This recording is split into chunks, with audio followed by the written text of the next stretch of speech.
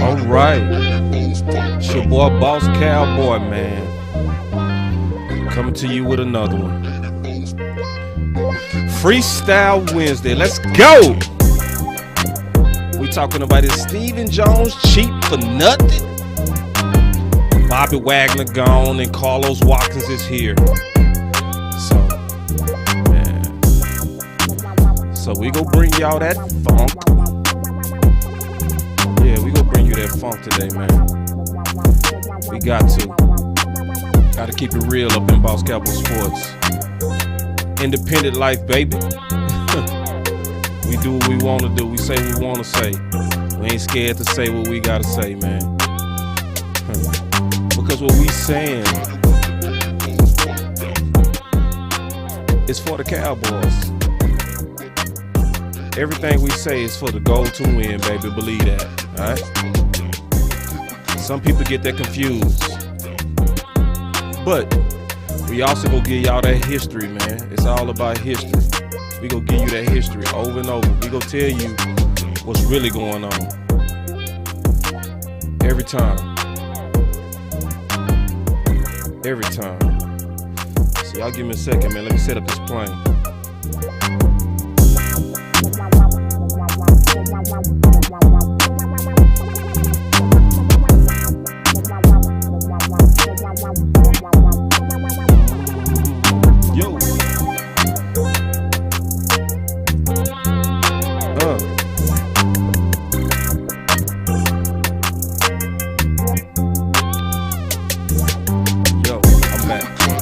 Y'all in the building, man. I see you.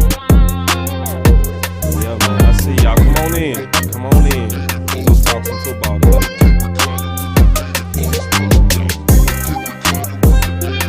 Always good to see the family coming, man. Y'all make sure y'all start sharing too. Oh yeah, Renell, you already know, man. I'm a Southerner, baby, so you already know I'm gonna bring that space age out, man. Come on now. We gonna bring that space age out, man. For real, every time, man. That's what we do. That's what we do, man. I wouldn't be me. I wouldn't be me if I didn't, man. Welcome to Boss Cowboy Sports, man, where your voice matter. We getting ready to get into this content. Before we do, it's always about saying hello to the people first. I think that's appropriate. I never want to kind of jump into that content without greeting them people that got them notifications on. So y'all give me a second to set that all up. Yeah. There it is. All right, here we go. All right. Yeah, man, and I appreciate everybody, man. What I've been seeing, y'all been sharing the mess out this content, man. Y'all been doing y'all part. So hit them likes, hit them shares, and then let's kind of get it. So, but y'all been doing it, man. The every show is getting bigger and bigger. The subs are way up. We almost up to 3,000, and we just hit a year.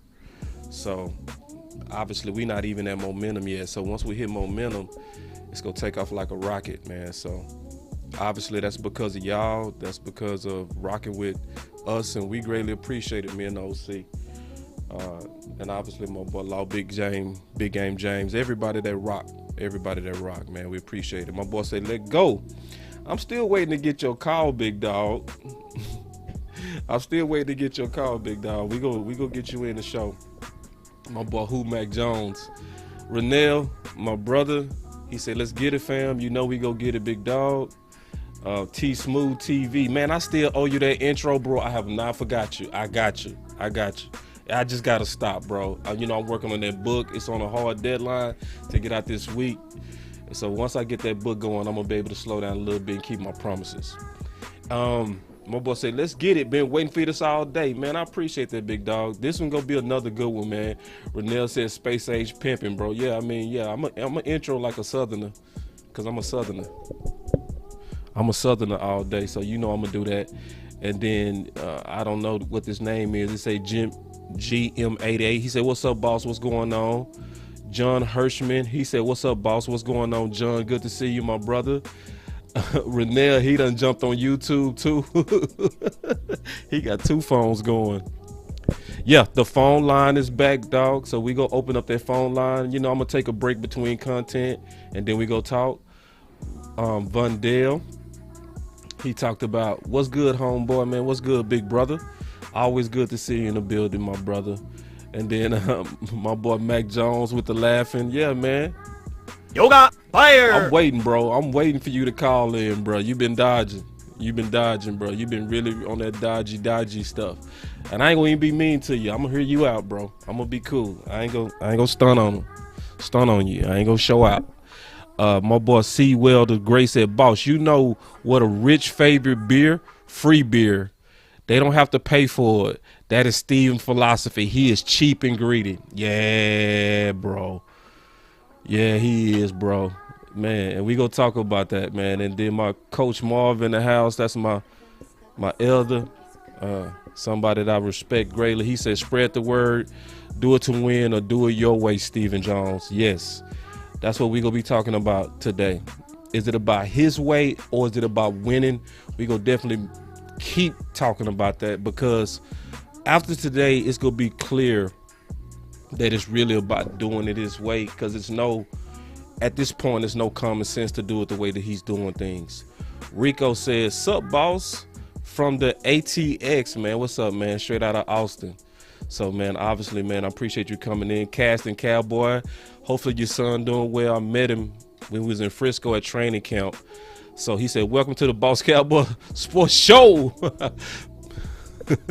He said, please hit that like button as you come in. Thank you, bro. I thank you, bro. Yeah, we working together, man. It's teamwork. Shoot, it's teamwork. I see another elder, one of my big brothers in the house. Harold, what's up, my brother? Straight out of Dallas, Texas, man. Always good to see you, my brother. Out of South Oak Cliff, state champions in multiple sports. Y'all pretty much running the hood right now. I got to give y'all props, man. You know, no hating from me, big dog, because it's all family, all one. Real quick, I see my boy Keystone. Yeah, it's what you said, big dog. He said, we know it's Stephen way. Yeah, that's what it is, dog. So, man, I'm going to go ahead and get into this content, man, and let's just get the rocking, bro. So, I mean, I already know that the Cowboy fans, I can sense us. You know, I got a good feel. My boy Skywalker in the building. Let me slow down. Got to always greet the big dogs when they come in the building.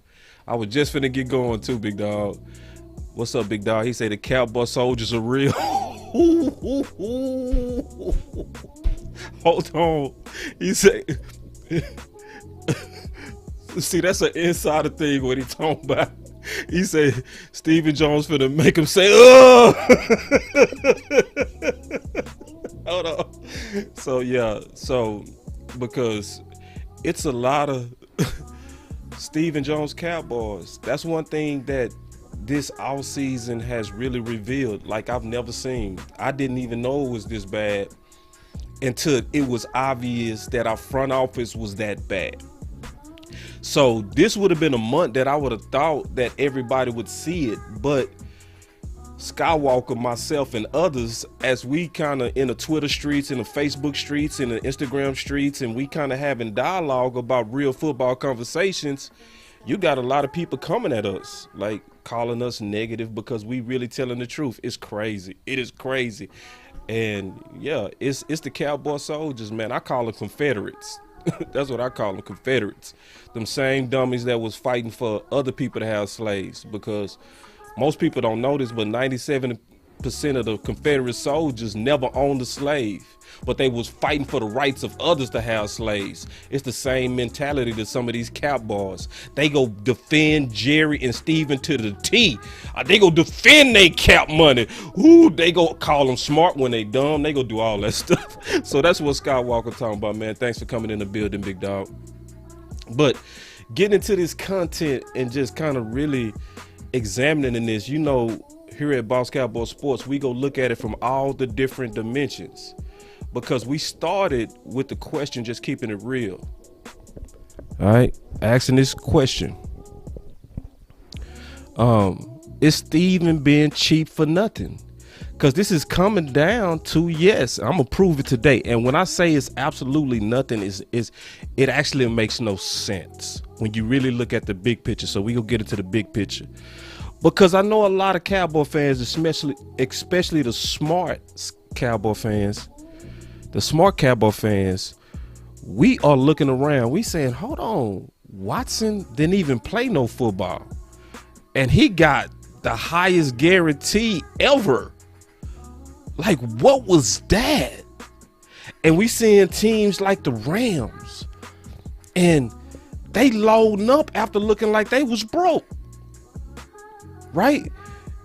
Like, and we over here like we getting sold that the cap is something that has no flexibility, right?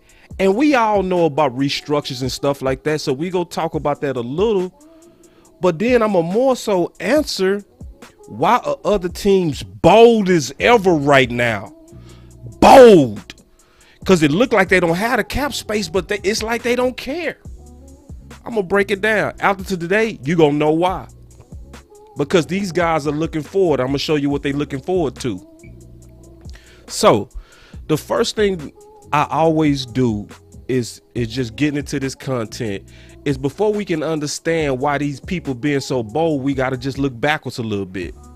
Because what's going on right now with the cap happened before. Guess where it happened? Basketball.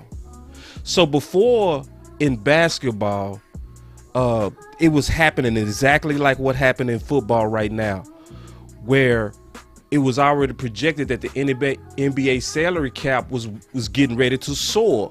Why? For the same reason it's getting ready to soar for the NFL. It's those television contracts that they just closed out last year with the CBA. But this is the real deal. The cap is going to greatly rise starting in 2023. We go get the partial increases this year, but next year is going to be the big whammo. So I'm gonna show you just kind of some clips of history that's gonna kind of catch you up. So this is what they were saying before it soared, right? So before it soared, it was saying that the NBA salary cap will soar when new TV money kicks in, right? So then after it kicked in, it was exponential.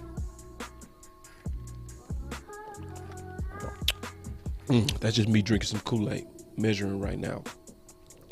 And from that increase, what we also saw is exponential increases in the cap. And articles began to come out saying that the NBA salaries are exploding, to the point role players begin to get star player money. So remember, it started with NBA salary cap will soar when the new TV money kicks in. But by the time it kicked in, the articles began to change. It began to be, why NBA teams are signing so-so players to massive contracts. It was for the same reason. The exponential cap increase that happened from them television revenues. The same thing that's getting ready to happen in the NFL. So I'm not lying to you, man. When you come to Boss Cowboy Sports, man, we're here to give you some measured, real Kool-Aid. We ain't playing no games, big dog. So let's look. So then when you look at the football, right? Same thing. This was from last year. He said, here's how, and we actually had Alex Sherman on the show last year. He's from CNBC, right? Financial News. He was on the show last year, and we was talking about this cap and how it's getting ready to go crazy. And so he wrote about it. I suggest y'all go to his article. And he said, here's how the NFL TV rights are expected to shake out for the rest of the decade, according to sources. So why did he say decade? Let's slow down and talk about it. Because the CBA contracts are 10-year deals. That's why he said decade. So the previous CBA deal had a certain television clause written in their contract that wasn't maxed out like it's maxed out right now. And then you also have new people that's entering the market that's starting to court over even stars like Joe Buck and Aikman because they're preparing for this spike. Okay, so I'm just kind of explaining what's going on and why, to answer the question and to look at it, because we go look at it from a couple of different angles. Because this is coming down to, and I'm answering the question, why are we seeing teams like the Browns be just so aggressive? Why are we seeing teams just around the league like the Rams? It's not just that they have bigger nuts than Stephen Jones. It's also because they forecast in the future. And they saying, well, let's get these guys under contracts before that new money kick in. Yeah, that's what's going on. All right. And so as we kind of break this down, I'm going to take a break in a minute. I'm going to take some calls. But I just wanted to kind of first break this down. So looking at Joy Epstein and what she talked about, so the NFL PA executive director Demarius Smith tells us he's actually very bullish on the salary cap going forward after this year. If we do not expect a robust growth, does that mean we can eat up losses or projected losses quicker? Yeah. TV deals are expected to help offset COVID loss. Because you hear a lot of people using that as an excuse. Oh, it was COVID. It was COVID. Was it? Because when you look forward or backwards 1 year, sure, you can blame COVID. But if you look forward the next 10 years, that's an excuse. Especially when you look at what happened historically with basketball, with the same television revenues. So you can easily look back and forecast, just as he did, what's getting ready to happen. So, and it's all kind of documentation that's showing that this is getting ready to happen. So everybody, Mr. $40 million quarterback, just wait till Herbert get paid. Wait till Joe Burrow get paid. They gonna mess around and be 50 to 55 million. It could be even 60. Yeah, even by next year, depending on how big that spike is from when all those deals come in from those television revenues. So listen, man, it should be clear right now, even just from this, to answer that question, because I put the question out there, right? Going back to the question. Is Stephen Jones cheap for nothing? Yep. just what it is. Yep.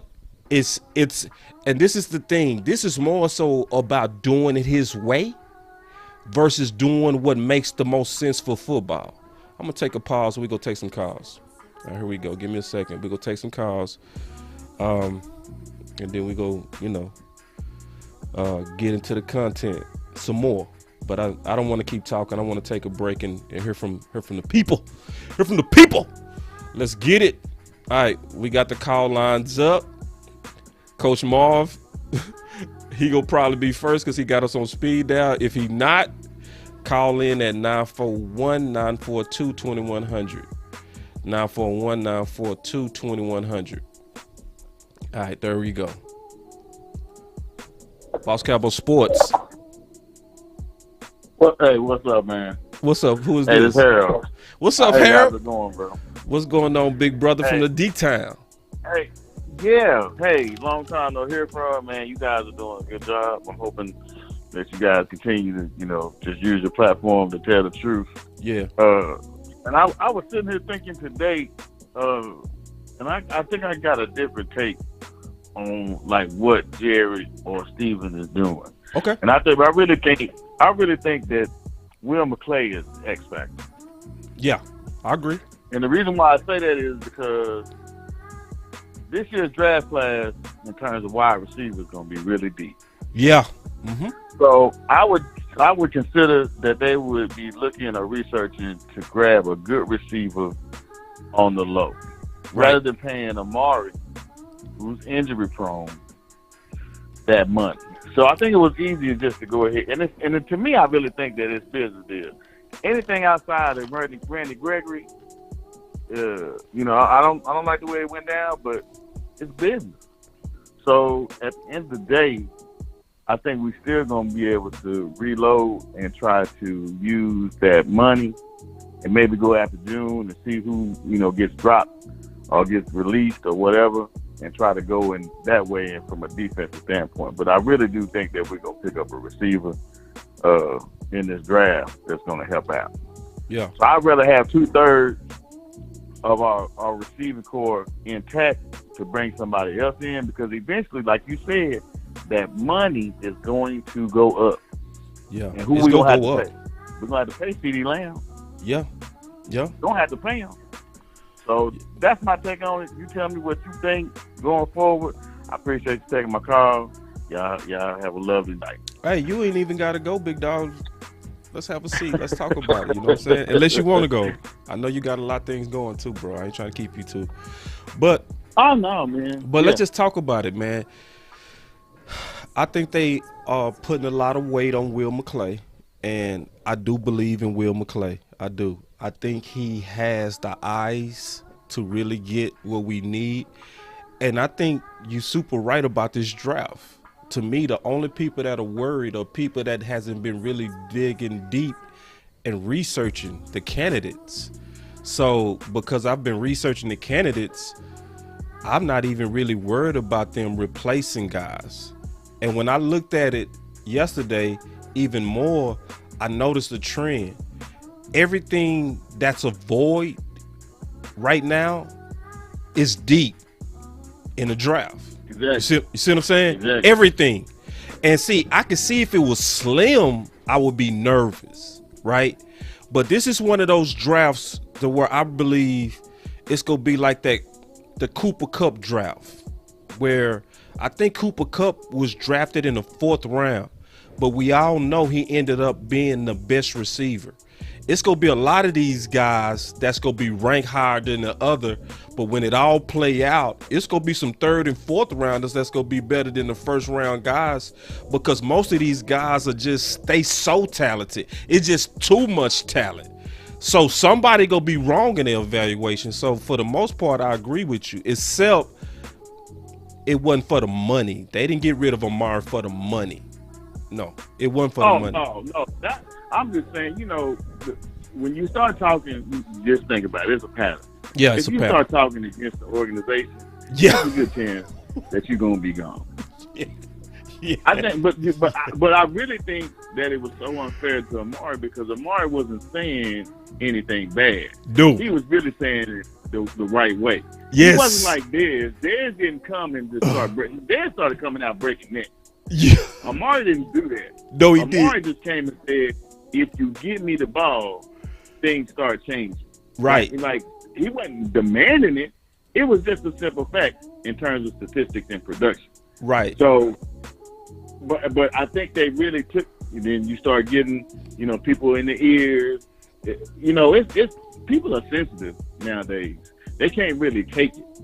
I think that's just with everything. But when people start hearing about how somebody's just saying something about your operation and the way that you do business or even run your offense, people get like tired a little bit. They get a little bit upset, or they take it upon themselves. They take it personal. It's not personal. It's just business. And if you actually look at the X's and O's and run the film, it's just true. So you should actually just be able to, if you are a good OC and a good offensive coordinator, you're going to really try to get that dude the ball. Just look at Devontae Adams. Look at how they do Hopkins when he was at Houston. Man, they ran that offense through them. Yeah. And then that's how the production goes. Amari's just that type of player. And hopefully I'm going to be watching the AFC. I'm going to watch how Cleveland do it and see how they work it. You know how they gonna do it though. You know what they gonna do. They not go. they not gonna run that committee stuff that we ran. You know what I'm saying? Oh, They go no. feed Amari. You know? Oh, exactly. Yeah. Oh, hey, and before you go, I want you to think of, I don't know if you've ever looked into this or statistically looked at this. Mhm. Now, you know how in terms of the NCAA college sports and how COVID really took a year away from athletes, and how people now they're opting to either stay and get a 5th year. Some 5th years are getting a 6th year. I don't know how that affects the draft, or have you guys even looked at that to see if that's going to be, if that's going to affect the NFL draft going forward for these next couple of years, not just going forward, but I'm talking about these next 2 years, how it's going to affect the draft. Yeah, I mean, in terms of how it's going to affect the draft, I mean, to me, that's why these guys are coming out more prepared, because they having more time to prepare for the draft, right? You seeing all these record times that's happening everywhere. It's because these guys are more prepared, and really nobody really cares until they declare, right? And when they declare for the draft, that's when we get interested. So most people not gonna care if they 4, 5, 6, 3s, whatever. It's when you declare is when we care. Does that make sense? Right. Yeah. Oh, exactly. Yeah. So, but I appreciate the call, Harold, man. We finally got my brother from Dallas, Texas in, man. Always good to hear from you, fam. Man. Tell Coach I said, what's up, man? Y'all keep doing y'all thing. Thank you, Harold. All right, we gonna take another call. That was Harold, man. All right, we gonna take another call. Then I'm gonna get back in this content. Here we go. Boss Cowboy Sports. What's up, boss? How you doing? What's up with it? Who is this? This Chandler from Memphis. Okay, we got somebody from Memphis. You my first Memphis call, man. Represent. Yes, sir. Yes, sir. First off, just to speak on the draft, I honestly think, just looking at the talent that Will McClay has chosen over the past years, I honestly wouldn't be surprised if they take Dylan Craham, I think that's his name, from Memphis with their 24th pick in the first round. Honestly, because it seems like over the years, just looking that he has had a lot of success with choosing guys from Memphis, but also I talked to a scout, and he also said that he recruits a lot in the Memphis area, and not recruits a lot, but he also takes visits and goes to the Memphis area and look at those kids a lot. So I think it's a real big connection between that front office and just the University of Memphis program in general. But also, I think, the biggest thing with me and the Cowboys, because, I'm a diehard fan. My dad, my whole family is fan, everybody fans of the Cowboys. It's either Pittsburgh or you Cowboys, and I'm blessed to be with the Cowboys. But that's right. My biggest thing is just, the front office. I see the people, and the part of it is our fan base, honestly. We got half and half fans. We got fans that want to be in support. Then we got fans that, I like the Cowboys, but I like other players. You gonna be with the team. You gonna be with the team 100%. Ain't no half and half. But I think the front office and Stephen Jones in particular, I think he saw The Last Dance and was like, you know what?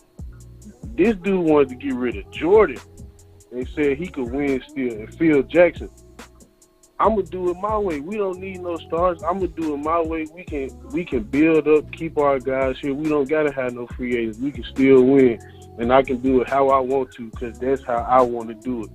And I feel like that's the biggest piece of why we in this predicament, because we not changing nothing. Year after year, it's the same thing. We gonna keep getting the same results. How can you expect change and provoke change if you keep consistently putting the same players on the field? Don't get me wrong, we got some good players, but you're not changing nothing. How can you expect to further and develop if you're going to keep the same people on the field? And then another thing with me is just the players, why do we have some players that wait till we lose an embarrassing game at the end of the season and then say, oh, well, I played with this, I played with this. I watched the I'm Athlete podcast with Chris Jackson, and the Omar man was asking. He was like, well, since you was hurt in the team, you played hurt with a sprained meniscus, and the team knew you were hurt. And why didn't you say nothing to the media? He was like, well, I did say nothing to the media, and they used that in contract negotiations against me, and they said I lost a step. So, I understand guys have that pride and they want to put on work and show that they can still do it.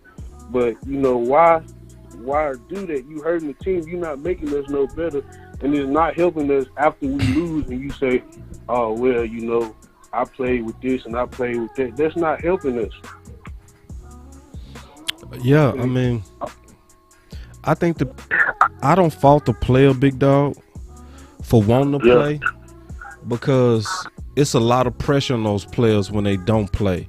Because then if you don't play, sometimes the fans go want you gone and go lobby for you to be gone because they feel like you getting paid and you're not on the field. You know what I mean?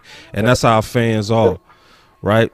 So who I fault are the people who appeared or allegedly was likely meddling, right? Because there are certain things that didn't make sense. Like, I always said this, Jerry messed up when he admitted that he saw Steele and Lyle the same. Once he said that, it was like, okay, you messed up. Because those of us who know football know whenever there's a younger guy playing just as good as the expensive older guy, you go younger automatically. You know what I'm saying? They go take it from you. And so when you admitted that more so pointed the finger that you was meddling with that competition. That's why we were seeing weird stuff like the Thursday Thanksgiving game versus the Raiders. Everybody was like, they rotating tackles? Like, all of us was like, where do they do that? In high school? They don't even do that in high school, bro. And then obviously the Zeke versus Pollard, and then they came out and admitted it. That's more so to me front office being cheap in a different way, where because they paid for you, they trying to get their money's worth instead of doing what's best for the team. Yep. And also to add on to what you were saying about that Raiders game, I feel like that game showed us a lot about the team that we didn't want to see. I felt like even though that was early in the season, I felt like once I saw that game, I was like, we're not winning no first playoff game. I just knew it just off how we played that game. And don't get me wrong, we played a good game, but we were supposed to bury that team. And they were a good team, but it's like we played our competition level, and then when we get beat, we act surprised like, oh, that's what happened when I'm a Kentucky Wildcat fan, and I just seen my team get beat in the first round of the NCAA tournament, so I know what it means to not kill a net with a sledgehammer. Yeah, man. Yes, sir. Yeah, man. Well, thank you for taking my call, man. No, thank you, big dog. Thank you. Fantastic call, man. You showed out for the nation. I ain't surprised, man. Our Cowboy fans smart. Good call. Yes, sir. Thank you. Fantastic call, bro. For real. I mean, that's why I honestly love being a fan of the Dallas Cowboys. I always say all of us could start a podcast. For real. It's most people just scared of the technology. But the wisdom that come from our fans, second to none, bro. I mean, our worst fan would be the best fan anywhere else. And I mean that. Let me get back into this content, and then I'm gonna start taking some more calls real quick, because I really kind of want to really explain even more, and then I'm gonna get to Carlos Watkins and all them boys. But it was some stuff I wanted to highlight, right? Let me give me a second. I should have been setting this up while my boy was talking. Give me a second. All right, here it is. All right, so my boy Rome in the house. That's my dog. Yoga fire. I'm checking him out on Twitter.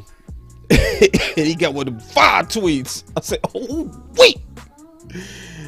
And then on the left side is we got the Rams, who the champions, and we know they been aggressive again, right? But then you got Steven Jones, who we call Cap Space King. And I'm like, ooh, that's so accurate, man. I slammed the table.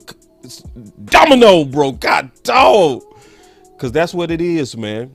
And at this point, it's not even logical, right? Because I already showed you the where starting in 2023, the cap is getting ready to explode, right? And that's just over the television revenues. There's another factor that we didn't talk about yet that's also going to be in addition to what basketball is not getting. And that's the NFL with this gambling. So it's a whole bunch of forward pressure or pressure for the cap to go up.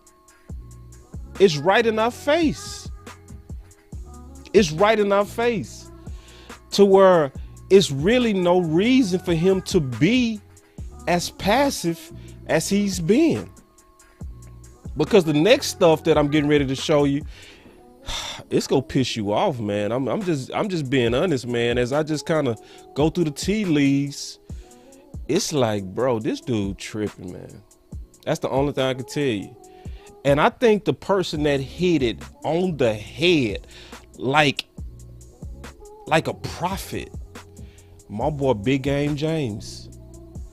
I was checking out the Twitter, and you know Twitter, man. Twitter's a good place, man. Y'all got to make sure y'all get on that Twitter and start playing with it, because once you kind of get in the groove of it, man, Twitter go hard. All them places go hard, but it's just, my boy just really broke this down, because he was saying this on the Final Word yesterday, and he was real cool. Like, he was cooler than normal. He was just chilling, and he just said, man, you know, he conservative, man. And he broke down conservative, and I heard him, but I didn't hear him like I heard him when he wrote it. And he said it again on his Twitter, but then he took it another step. He looked up the definition, right? And he said conservative doesn't get you over the hump, right? And then when he broke down the definition, he just pulled it up. He said, what are the characteristics of a conservative person? Having little to no openness to new ideas or different perspectives. Conservative people tend to be stubborn and self-righteous. Hold on, let me get my head out the way. Hold firmly to their beliefs.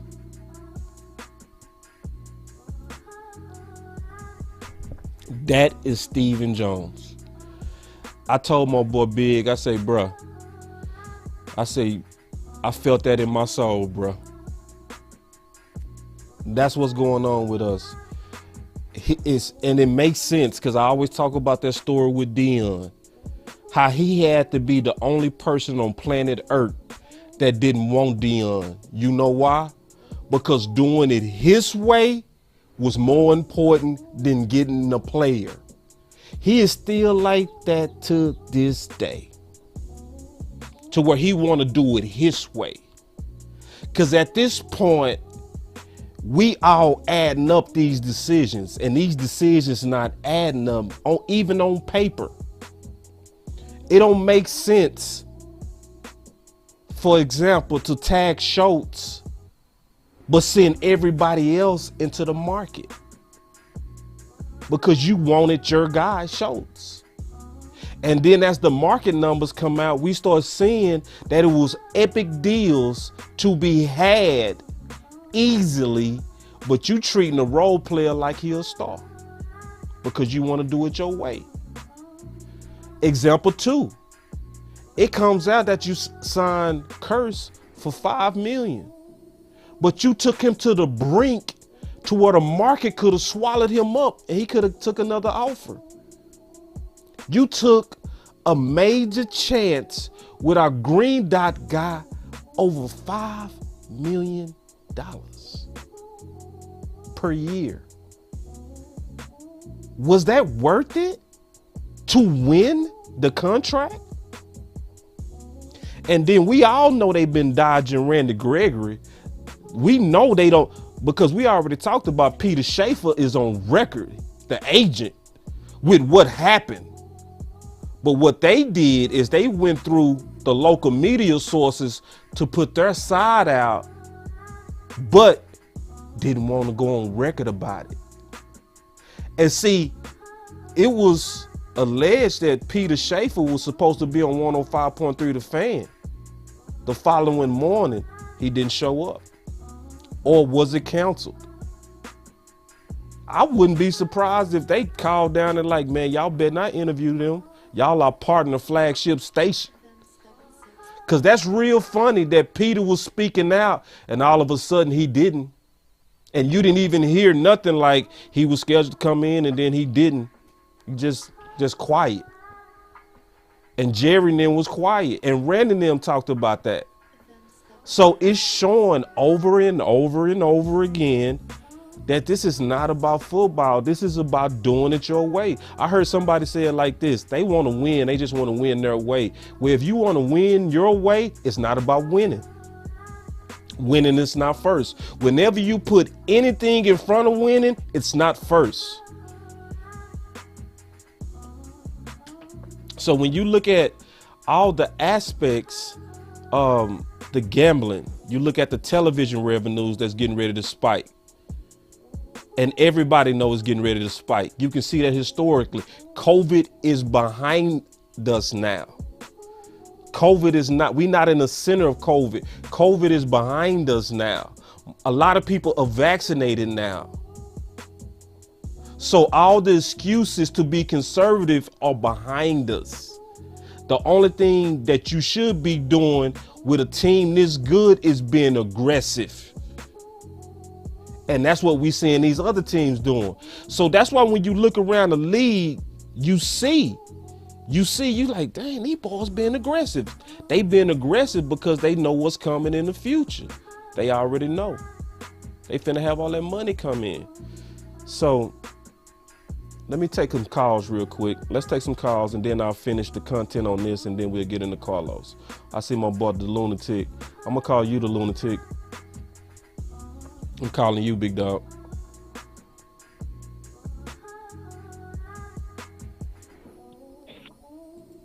The Lunatic. Cowboy, Cowboys Nation. Buenas noches. How is everybody tonight?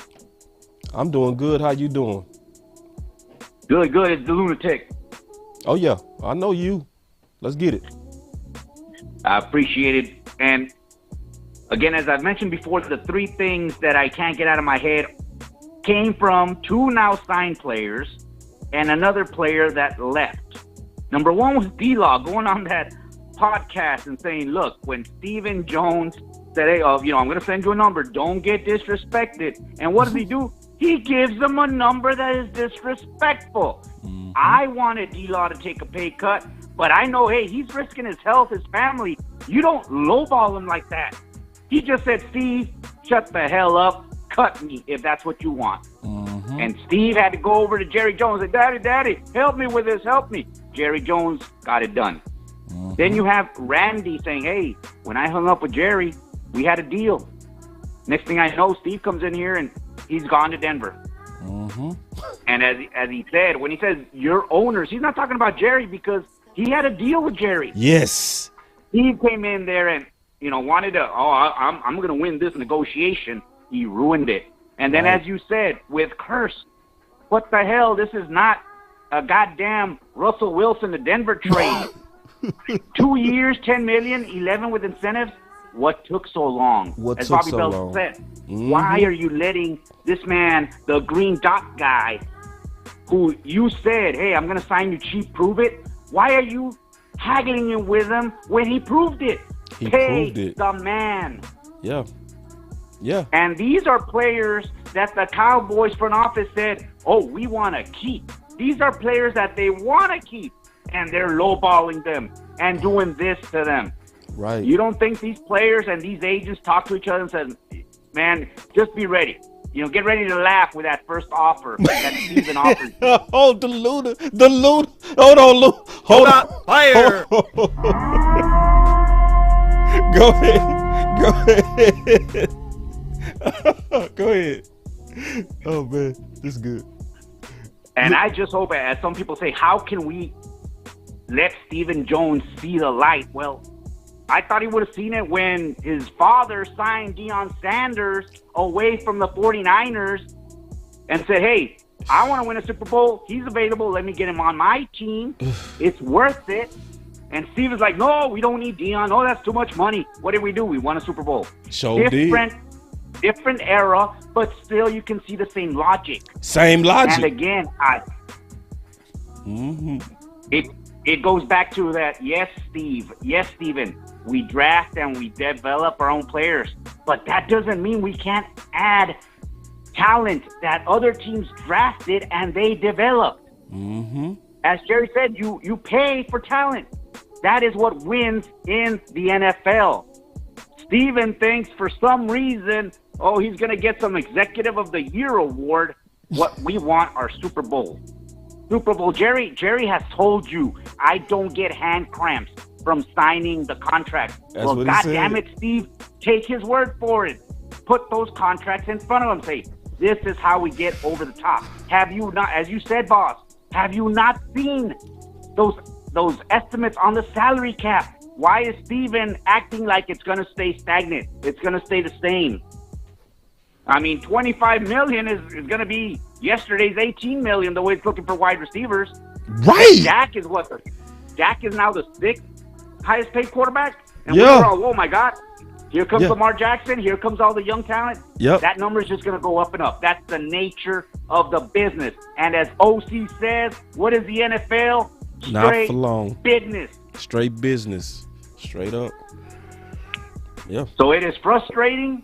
And I think we have about, 15 million, not counting LCs, which comes in after June 1st to sign the draft class. But you can still make moves. Hell, the kids for the Los Angeles Rams GM gave him a mug with a picture on his face saying, F the draft picks. Because he got results. They got the results this year. Yes, it helped that the San Francisco safety had feet for hands on that interception, but they still made the moves. They thought, hey, right now, and that's another point. You see the NFC, we are possibly one of the 4 teams that can come out of it. You've got to handle 3 other teams. Tampa Bay coming back, those Rams again. You know New Orleans doesn't have a quarterback. Whoever's coming out of the West, why are you not making moves? It seems talent is moving from the NFC into the AFC. Let them have their slugfest. We can now win not only our division, this conference, which is what we want. Now is the time for moves, Steve. Get off your goddamn lounge chair. Get away from your super yacht. And let's start making some moves. See what we can do. But thank you, boss. I appreciate it. Hey, that last night's stream was classic. As Big James says, look, Steve, prove it. You're saying all this stuff. And when was the quote that he read? 2015, 2016? It was 2016. About his philosophy? Yeah, hey, 2016. If it's over this number, we're not going to pay it. Yep. That's not Jerry's philosophy. Jerry's philosophy was, what does it do? What do I need to do to get us to win? That's where the philosophy needs to change. So thank you again, boss. Cowboys Nation. Have a great one. Hasta la próxima. Go Cowboys. Man, I love the lunatic, man. Lunatic is always fire, man. I'm going to take a couple of more calls. I see my boy B-Bird. I'm going to call out to B-Bird. He called in a couple of times. Your call has been forwarded to an automated voice message. B-Bird, you got to be ready, big dog. I'm going to hit up my boy Tariq because I see he called in too. I got them boys saved. There he is, Tariq. Hold on. I got you. Give me a second. That was B-Bird again. Y'all give me a second, man. I'm trying. Oh, y'all really calling in now. Here we go. Call in on my boy. But y'all stay. Don't go nowhere because I got some. What's good? What's up, Tariq? You? What's good? What's up, big dog? What's good, Boss Cowboy, sir?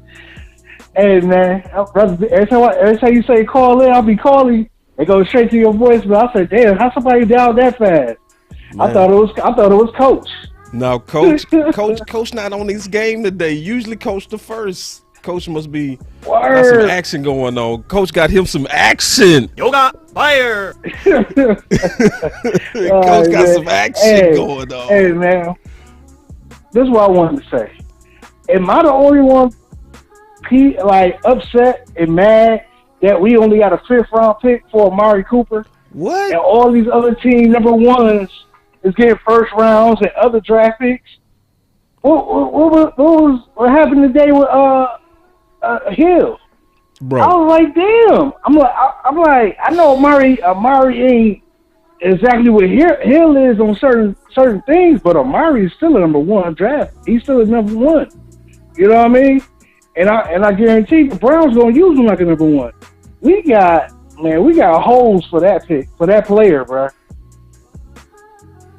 Yeah. And I think they did that Steven did that out of spite, man. You know, and it'd be funny if it comes back to bite us, and we over there and we watching Amari Cooper and Deshaun Watson highlights this next season coming up. You know what I mean? And we're gonna be feeling real stupid because we only got a fifth and a swapped out six. Yeah. And but I'm gonna deal with that heavy tomorrow. All right. But Skywalker had the best show on that. I mean, I called it his best show ever. When he broke down what other teams was getting from trading receivers, and it wasn't even top tier. I was like, bro, just send that to me because I'm not gonna redo that whole slide. I'm gonna just show the slide and give you the credit. You know what I'm saying? Dog. Yeah. I couldn't sleep ever since I saw that show, bro. Because it really super confirmed how bad we fleece ourselves, man. And we fleece ourselves, Tariq. Yeah. Keep talking while I pull it up real quick. Go ahead. But yeah, man, because it's like nobody knew about that Tyreek Hill trade. They hold both sides as quiet as a church mouse. Right. You know what I mean? Yeah. And then it comes out, breaking news, this happened. I'm like, damn, why can't we do something like that? I wouldn't care if we got two second-round picks and a fifth. You know what I'm saying? For Amari Cooper. I'd have been like, okay, that's pretty good, for that player. But then we couldn't even attempt to do nothing with that because the ownership keep putting up, the front office keep opening their big mouths about letting people go. You open your mouth about letting people go, and then you're doing bad deals with your star players. Yes. Okay. Thank you. And like you said, these agents and these players around the league, they talk. Yes. And they like, I'm not going to Dallas. I'll take less money to go chase the championship somewhere else than going up to Dallas, sitting down with Stephen Jones. You know what I mean? And I just don't get it, man. It's like, how can you not want to put more talent on this team? I'd rather him put more talent on the team than lose all the talent. If you're going to get rid of a couple pieces, okay, cool, I understand. Money is a business. But you damn sure better do your best to put more talent on this team so we can try to go somewhere because we kind of in a weak division. You know what I'm saying? We're in a weaker division right now. But all of us know as fans, these other teams, especially like Philadelphia, sitting over there with 3 first-round draft picks, if they make the right picks, they might change their whole season around against us. You know what I'm saying? Yeah. And then at the same time, too, they're not all the way sold on Hurts. They're not all the way sold on Hurts. Nobody knows where Baker Mayfield is going. Right. You know what I'm saying? Mm-hmm. You telling me if they go get a Olave from Ohio State, bring Baker over there, and so Hurts you a backup, and then put some other key pieces on that team, they can't be tops of our division. What makes us think that? You know what I mean? So it's like, I'm never sleeping on our division because our division be kind of funny. There's 1 minute we up, and next minute we down. Because we underestimated people in our division, and we look at past the division. I don't want to look past the division. I want to become the strongest people in that division, and then we start looking outside, seeing who else we could probably beat. Because it seems like other teams are loading up. You know what I mean? Mm-hmm. Now, if this linebacker Wagner goes to the Rams, they ain't never making them better. Yeah. And you think do you really think that we ain't gonna be in a position to compete against that? If we don't make the right moves? Yeah, we got to right the. Depending on rookies, we got to make the right moves. That's the key. It's up to Will McClay again, big dog. That's what it is. Yeah, man. But see, and I'm not sleeping on our squad. My whole thing is like this. I'm not a fair weather fan, but at the same time too, I'm a realistic person when it comes to looking how we do business. We haven't been doing business well for a long time. We haven't been doing good business. You know what I mean? And it shows because it's like everybody don't been to either the Super Bowl or an NFC championship game. We haven't even made it that far, bruh. And it's like, come on, man. It's like, why do we keep accepting as fans? Why do we keep accepting this bull jump, man? You know what I mean? But I'm gonna keep it positive. You know what I'm saying? I'm just ranting a little bit, but I'm gonna keep it positive because I damn sure want to see what they're gonna do. You know, I'm gonna sit back, be quiet. But at the same time, too, I really believe if we just plummeted to the bottom of our division, become like the second or third best team in our division, it's a problem, man. And I think that needs to be spoken out. And I think if Steven doesn't do the right job with us having money, we don't need to listen to that crap no more. We don't go nowhere this next season. That's all I'm saying, man. But I don't want to hold up the lines, man. I know you got a show to do. Good little big dog for letting me talk. All right, Cowboy Nation, I'll holler at y'all in a minute. Nah, it was good, Tariq. But these boys be running off the phone like I be rushing them, man. I will be rushing. OC, what's up, man? Yo. So, I want to kind of hit what Tariq was talking about real quick. And I got Skywalker stuff up. Because a lot of people don't understand this. It's amazing, but some people don't. They just don't get it. Because, I'm looking in the chat. I see people calling us internet GMs and stuff, and that's cool. I'm not offended at people's opinion. That's your opinion of us. But I just like to talk common sense, because when we start talking millions and billions, I can see where people will think, or front office apologists would think, or who do you think you are to even try to tell them how to run their business? Yeah. When you're talking about millions and billions, I can see the word that might be common sense to some. But is it common sense at all to ever tell somebody that if I can't sell you this, I'm gonna get rid of it? If I can't sell you this, I'm rid of it. So I'm selling you a car, OC, and I say, hey man, I'm trying to get rid of this car. I want $2,000, but if you don't buy it, I'm gonna take it to the junkyard. What you gonna offer me? No. I'm gonna offer you about $200. Right. A little bit more than you might get at the junkyard. Right. Just a little bit more. Just a little bit more. Just a little bit more. Make it worth your while. Just a little bit more, so you don't haul back to the junkyard. So I guess we internet gyms, cool. Yeah, and we're just Cowboy fans and enthusiasts, man. We're podcasters, but we're also practical business people, and have done business before. And not that we're on the level of the Cowboys. We're not trying to come across as arrogant. No. But what we are trying to come across as a common sense, thoughtful approach to what you do in terms of building your team. And some moves make sense while others don't make sense.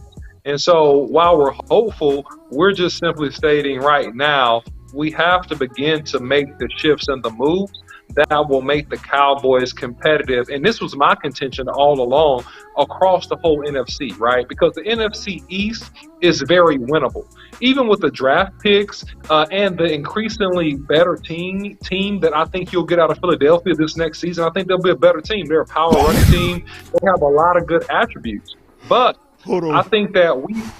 Hold on. Go ahead. I just saw it coming from Rome. Oh, okay. God, don't. What Rome say? Oh, man. Let me go back to the deal. What did he say? The Cowboys are Ben Simmons. Oh, my God. They don't shoot. Man. hey, well, I'm not going to call him fire. No, he right. They don't shoot. That's what he said. Yeah. in free agency. They don't shoot. God dog wrong. Yoga fire. I'm sorry, OC. Go ahead. No, you good. You good. You good. You good. You good. No, go ahead. You was making a point, bro. No, you cool. You cool. So look, the only thing I would tell you is this, man. Is I would just say, no, you fine. I would just say, as it relates to the arms race that's going across the NFL, boys have to somehow position themselves to be strong as well. And, you know, there is free agency in the draft left, which is our saving grace at this point. But if you look at the early indications, man, it's not looking like we're keeping up with the rest of the NFL. And that's kind of where we are right now, just straight up. Right. Hey, and then, so I'm going to kind of get into what I was trying to explain, man, and I'm glad Skywalker sent me his graphic, man, that can explain it better than anything. I said, I'm not going to redo content that's already done well. I'm going to just treat it like Twitter and share it and give you the credit. So I got Sky, but before I get into that, I want to first show, real quick, give me 1 second.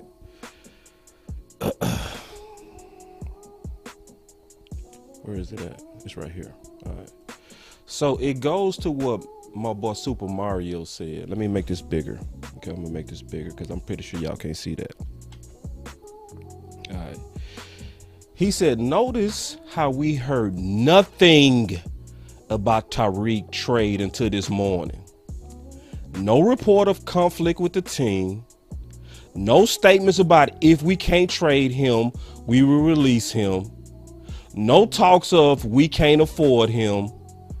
Within hours, done deal. Great compensation, how business should be done. And y'all see my response. You know what I mean? It's right now. You can call us, you know, names. That's cool. But we just looking like the OC said at the common sense. And now we got the evidence right here presented by my homeboy, Mr. Skywalker, still with A through Z Sports, one of the hottest morning shows going, for sure. That's for sure. Mm-hmm. Now check this out. Mm-hmm. This was the compensation for Odell Beckham. A first and a third.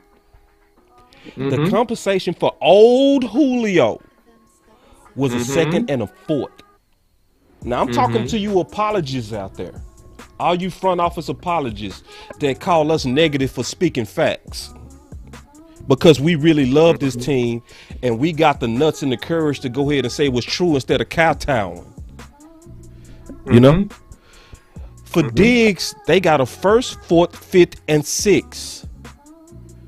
For Mr. Toxic Antonio Brown, they got a third and a fifth.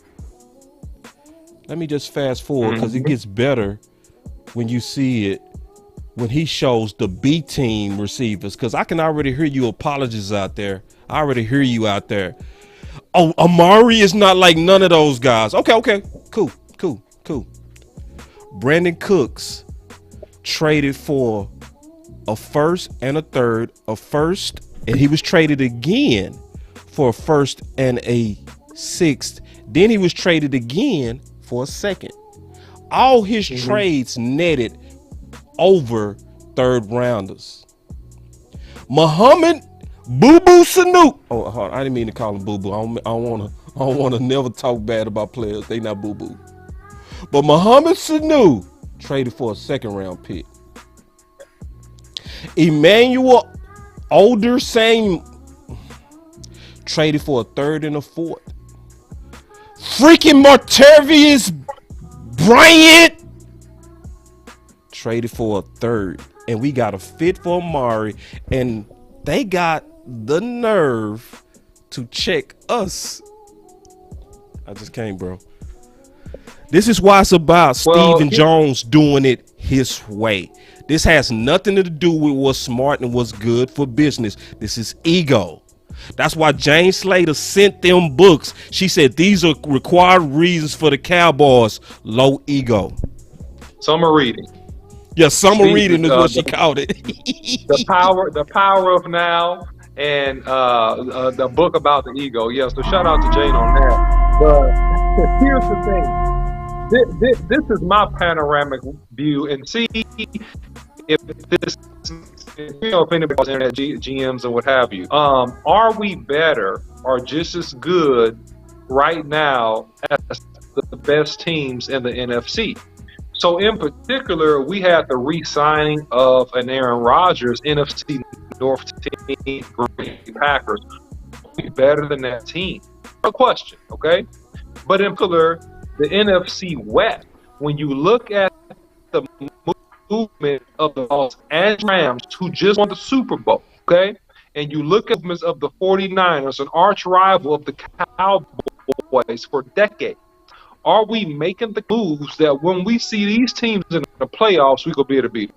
That's the question you got to ask yourself. Because at the end of the day, we can talk about regular season all day, competition and be competitive. But at the end of the day, is she good enough into these tough games to beat one of these really, really good teams? So that's the question, Boss Cowboy. That's what I want to know.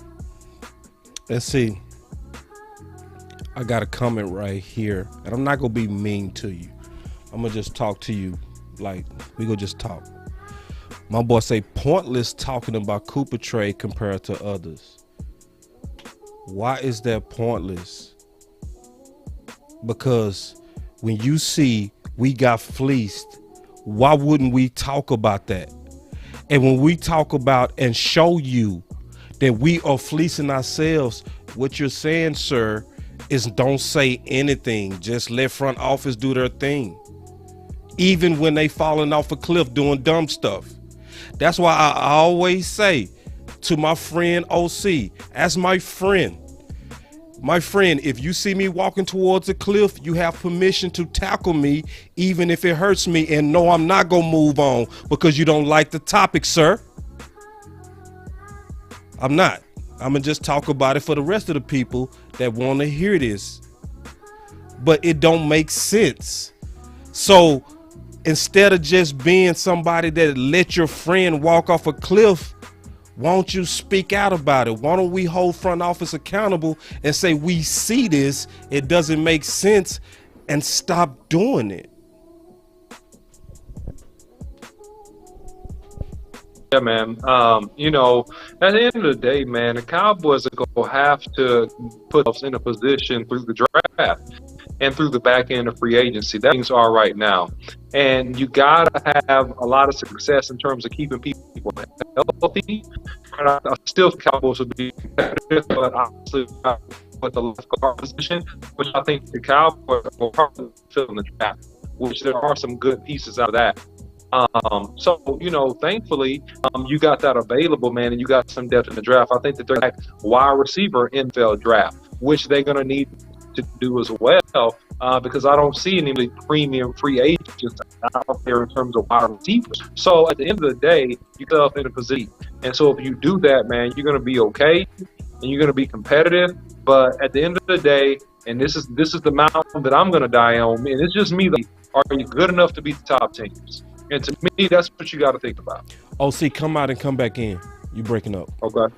I got you. Yeah, man. So we gonna take some calls in a second while he coming back. But that's why I told you, and I'm gonna save it this time, Skywalker. I'm gonna save it this time to where you don't have to keep resending it. But there's no way you can look at what teams got compensated for.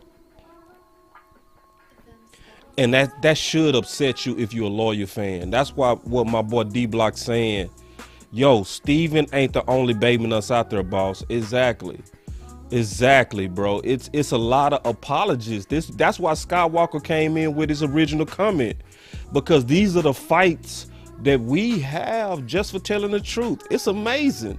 Like, people get upset. Like, somebody got upset at me on Twitter, said, I told Law that you need to stop talking about Steven and Jerry. I was like, all right, bro, we sick, boss. Okay, we sick, boss type dude. Are you serious?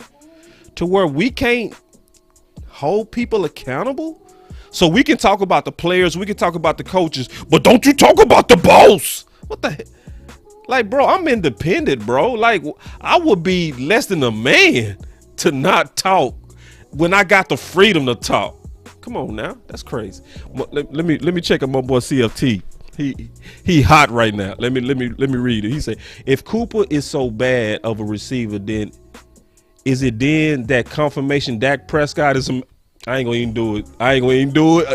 I already see where you going, CFT.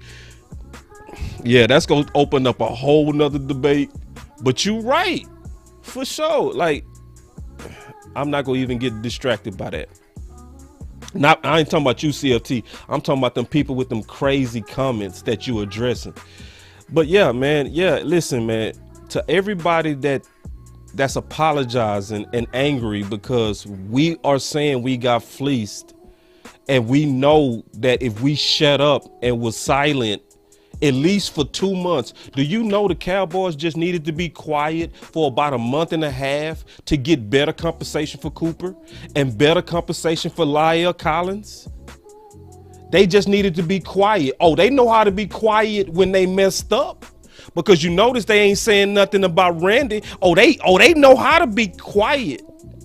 But for that publicity money to look right in the public, oh, they go Yep. They go kill their whole trade value talking. And then we got fans out there like, don't you question front office, you internet GM, you. Okay. All right, I guess, your loyalty is different from mine, and that's cool. I wouldn't even fall for you that, but you sure ain't gonna call me out on it either. I'm just telling you that right now. So anyway, I want to kind of get back into this content. I'm gonna finish this real quick while the OC coming back, because when he come back, I know it's gonna get even better, because it's more, and it does get worse. OC, you back? Okay, I don't hear him yet. All right, cool. All right, so check this out.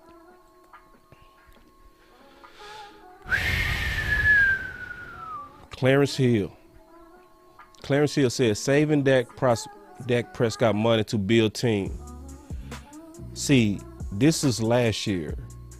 The NFLPA, the players union, basically called Dallas Cowboys cheap spenders.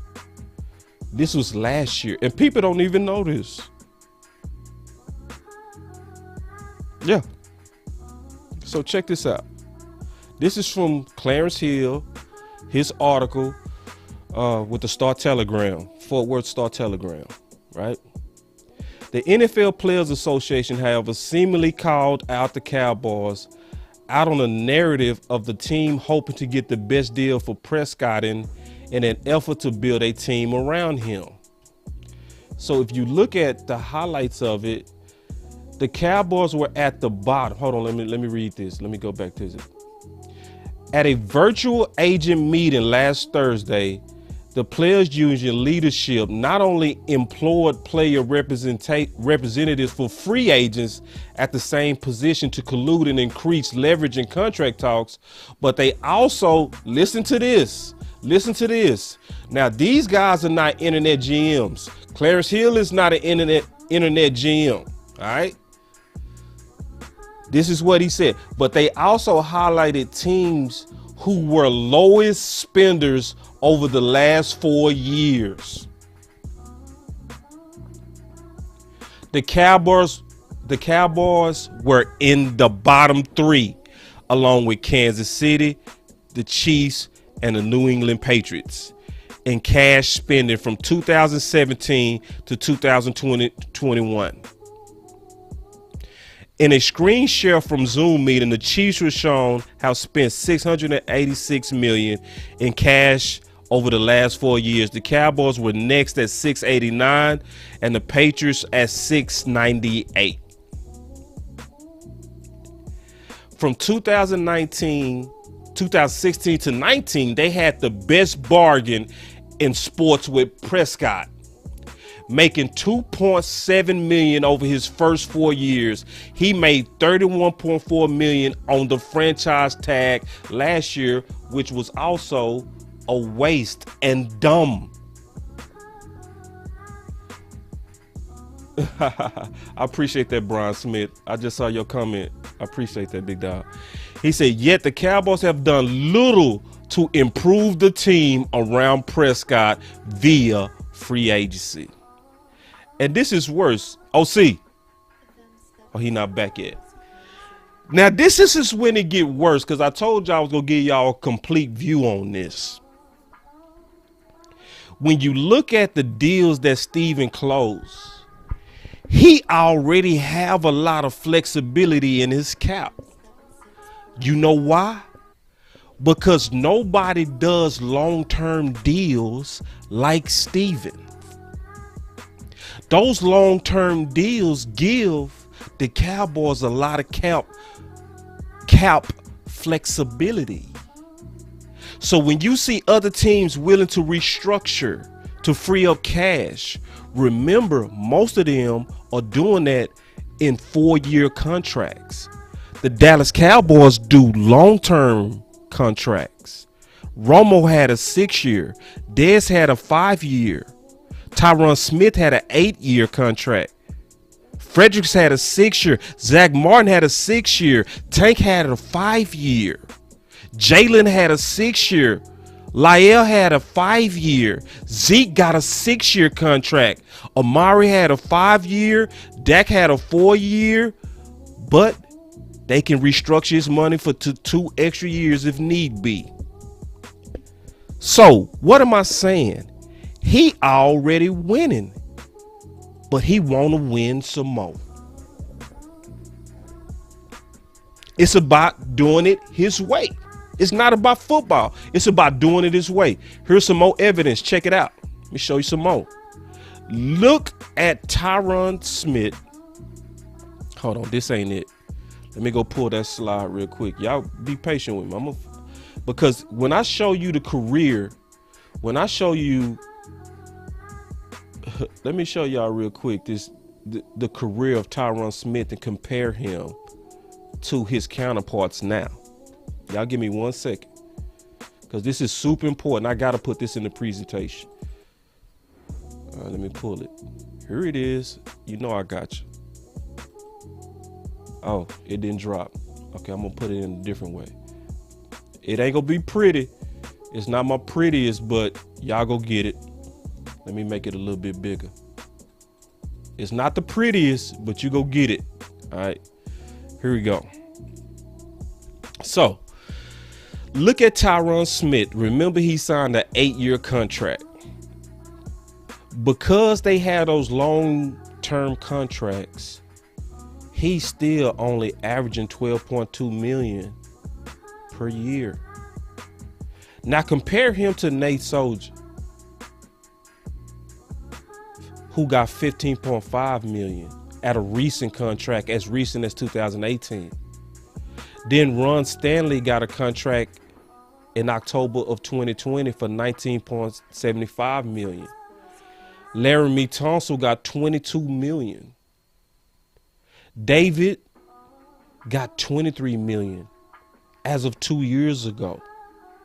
Are you telling me Larry Tunsil and David is $10 million better than T. Smith? See, when you look at those contracts over a longer term period, it is impossible to not see that Steven has already been winning on his players.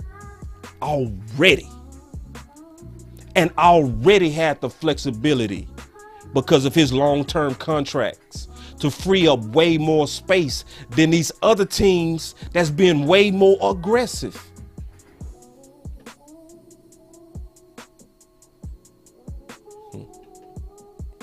Bro. So, on FreeStyle Wednesday, is Stephen Jones cheap for nothing? He cheap for nothing, y'all. For absolutely nothing. He don't have to be as cheap as he's doing. He don't have to be as tight as he is. He don't have to squeeze his butt cheeks to the point he can't let that turd out. He can't even let a fart out. Let your butt cheeks loose, please. It smell like roses every time he come out the bathroom because he never want to let that boo-boo go. Let it go.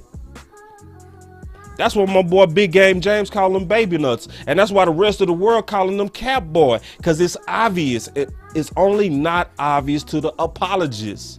The front office snooty snoots. But for those who like to exercise common sense, this don't add up. It don't, bro. I'm gonna take some calls. Here we go. Let's take some calls. We got the call lines back open. I'm gonna call you B-Bird.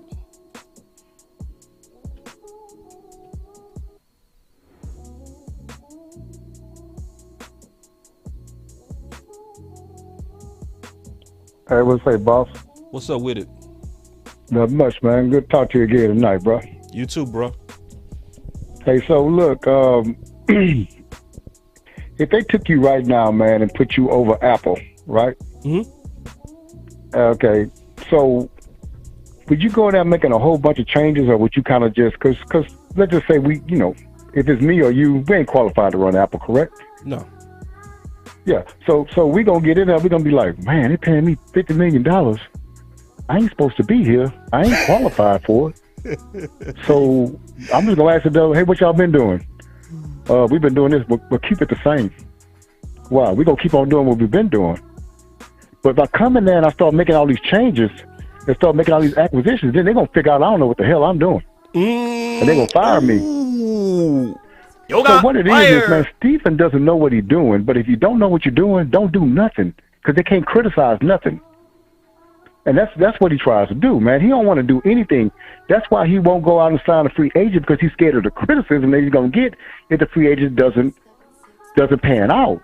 And that's why he's afraid, man. He doesn't. Those guys trying to be accepted as football guys, and they never came up through the rankings, and they're just trying to protect their reputation. That's why they didn't care about Amari's value. They cared about the court of public opinion, and they wanted to win that thing, man. And so they said, we can keep quiet, get more, or we can just go ahead on and just slander this dude to make ourselves look better.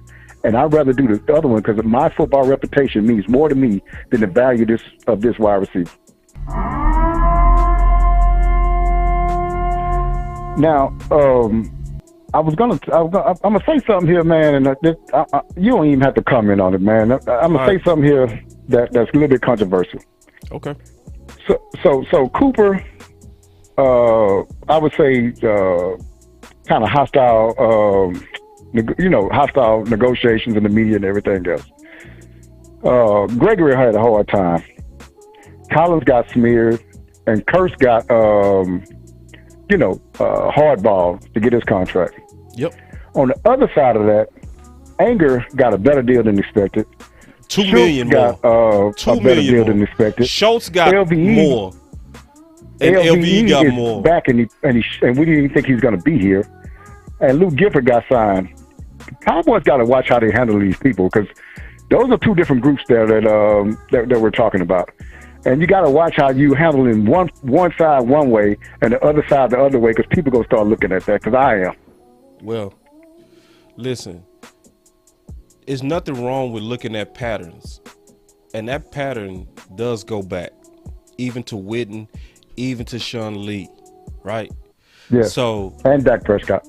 Yeah, and Dak Prescott. Like, Dak Prescott didn't do nothing to get treated like he was treated, nor did Cooper, Yeah. So what you saying is, let's say it out loud. You saying that it seems that the white players get treated better than the black players. That's what you're saying. So in negotiations, yeah. Yeah. And in their contracts. So this is one of those things. When it comes to stuff like that, obviously we got to be very careful about that, because correct. And the only reason we got to be careful because we don't know the total details of everything. But you right. How do you not notice that pattern and not think about players noticing that pattern? Because it's a clear pattern. Now, if you deny that that's the pattern, you once again being a front office apologist, because Sean Lee said himself. Absolutely. No, listen, B-Bird. Sean Lee said himself, if I wouldn't have been the Cowboy, I would have been out the league. And he said 3 years ago. He said he played 3 years extra because he's a Dallas Cowboy, and that shocked me because it told me that it wasn't about football. You know what I'm saying? Right. And so and I'm gonna tell you something else too, man. He said that out of his mouth. He said that out of his own mouth. Go on. Yeah. Let me tell you this, man, and I'm gonna tell you something else since we're on this subject, because this has been something that I haven't verbally said before. Yeah. The Cowboys and Dez Bryant's relationship, was bad at the end, but Dez Bryant is the all-time leading touchdown receiver, reception for the Cowboys, correct? Mm-hmm. Man, I'll go to my grave thinking that they brought Witten back there last year to break that record. Yeah, I mean, because there was no other reason to bring him back, and they was forcing the ball to him. He was like 2 or 3 touchdowns behind Dez, and they figured he'd get that. I'm gonna tell you right now, I'll go to my grave thinking that's why they brought him back that one year. Makes sense to me. They love him, and see, because some of this stuff could be race, some of this stuff could be favoritism, because I felt like Anthony Brown was favored. I feel like Noah Brown is favored. I think there's a select group of guys, black or white, that if they bet on them, they do everything to be right. Yeah, you see what I'm saying? Correct. You know what I mean? Because Anthony Brown did come around last year, but most people don't give you 6 years to come around. Noah Brown back after last year? Nah. So it's almost like who is favored coming in. Yeah. You know what I'm saying? And if you're favored, they gonna give you chance after chance. And somebody say, what? Go ahead. No, go ahead. So I happened in 2015 to go on strike, and I work at a refinery. I went on strike, and so the person the plant manager that was leading the company side, they in there they battling in there for the company side, and we're battling for the union side or whatever. So it's a contentious things that happen in that negotiations or whatever. But after we all went back to work, the plant manager left, and I was like, man, why did he leave? He said, man, after a strike, the person that led that negotiation, they can't be at the plant no more because it's going to be, it'll be contentious, man. People walk around here looking at this dude crazy. Well, that's no different than what Steven does, man. He goes in there like, these guys, Curse can't feel real good. The way respect is shown in the NFL is by what they offer you, what they're giving you on the contract. You're going to have a team of guys there and everybody's saying, man, we got good value for this guy, good value for that guy. But to me, the harmony and the togetherness and all that, there's the things that Steven don't understand that comes with that. Is everybody happy or everybody feeling pretty good about the deal they got? Or is Curse looking over at the punter and saying, I'm just making $2 more million than that guy? You know what I'm saying? That dude lowballed me and just gave him $3 million a year. And so I think that they don't look at the things that the inner workings of a football team and how these guys are going to be able to, coexist. It's not 53 individuals, man. They got to be a team in there and have each other's back, man. And I think that what Steven's doing is they should have a problem with the way the front office is treating these guys. They out of touch. Let's just say it how it is. They out of touch. Like, it's clearly out of touch. Let's just think about it. You out of touch as hell to try to get Tank to come in for $10 million, but you was getting ready to offer Randy 14. You out of touch. You are out of touch. You know what I mean? You wanted Tank to come in there with a lower value than Randy, who still has not quite proved it quite yet for a longer period. You see what I'm saying? Correct. They are just, it's no other way to say it. It's silver spoon thinking. It's the type of people that haven't been around regular people, who have no idea or concept of fairness because they've always been privileged. You know what I'm saying? So, like, that's why people that's usually the only child don't share well, right? But when you got siblings, in your early years, y'all squab, y'all fight, but then y'all learn to share. Yeah.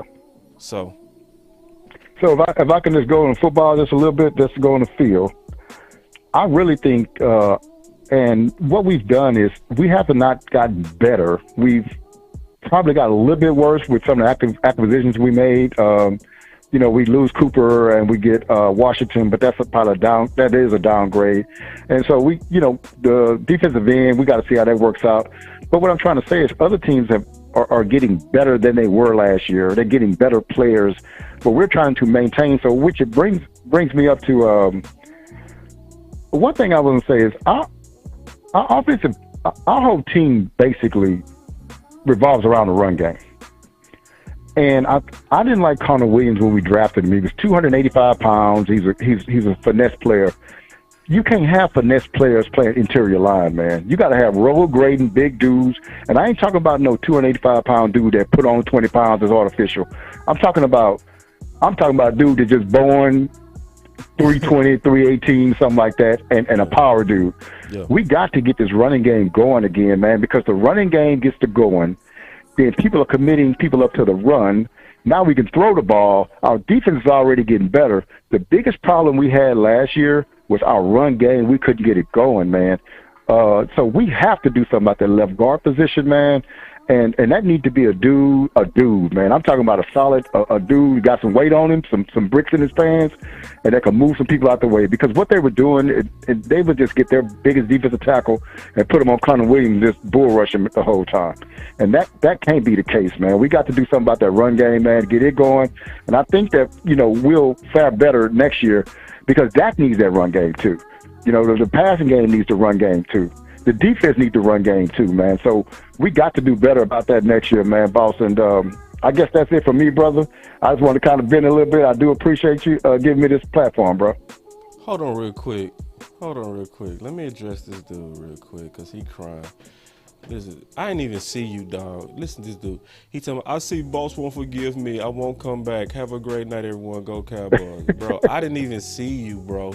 Listen, y'all. I'm on the phone. I'm producing at the same time. I'm listening to what y'all saying, and I'm looking at the chat. Have a little empathy, big dog. You just one dude. I'm just one dude, bro. It's no team. It's just me, dog. So, but if you leave and don't come back, I'm sorry, man. Take it easy. But if you do come back, that's cool too. But yeah, man. Appreciate the call, Big Bird. You always do your thing. All right. Appreciate the call. I Fantastic appreciate you, call. Man. Yeah, for sure. All right, let me call my boy Durham, man. Cause me and Durham, we rocked yesterday on some stuff, man. I wanna talk to my boy Durham, man, and then we go take some more calls, get into Carlos Watkins, talk about that, and B Bird, I do wanna encourage you that this draft is deep in everything that we need. Okay, that's super important. So that's why I'm sitting back, and that part I do trust Steven's strategy. That part I do. Now, a lot of people, they shanked me yesterday when I said that. I don't like how he closed. I don't like how he closed at the tables. I don't like that. I don't like how he does his contracts. I hate how he throw his players under the bus. I hate how they throw coaches under the bus. I hate all of that. But I do agree to trust Will McClay to refill and retool through the draft. If y'all mad at me for that, cool. I'm cool with taking the heat, even from the majority of people. I'm cool with that. But I just want to say that real quick. That's the place that I agree. Especially when you look at the details, because I've been writing a book. My book will be out this week. And so when you writing it and you going through the film again and you ranking your guys, giving them one last look before you publish it, you like, bro, everywhere we have clear holes like left guard, you also see clear quality. Hey, we got some freaky deaky stuff going on in that chat. Moderators, can y'all please delete that person and also delete that funky stuff they throwing in there. All right. Thank you. But everywhere we have holes is also clear, epic depth. And then I'm gonna show more and more and more of that. So as we get closer to the draft, I'm gonna prove that case, which to a degree should calm some of us down. You know what I mean? And that's where I do trust their process. And to a degree, I also have to present Measure Kool-Aid and say some of the budgeting. Yeah, I got you. I'll make you a mod. I love weed. I'll make you a mod, big dog. Give me a second to set that up. Let me call Daryl first, and then once we get on the phone, I'll make you a mod. That way we can get rid of that type of craziness. All right. Y'all give me a second. I'm getting my boy Daryl on the phone.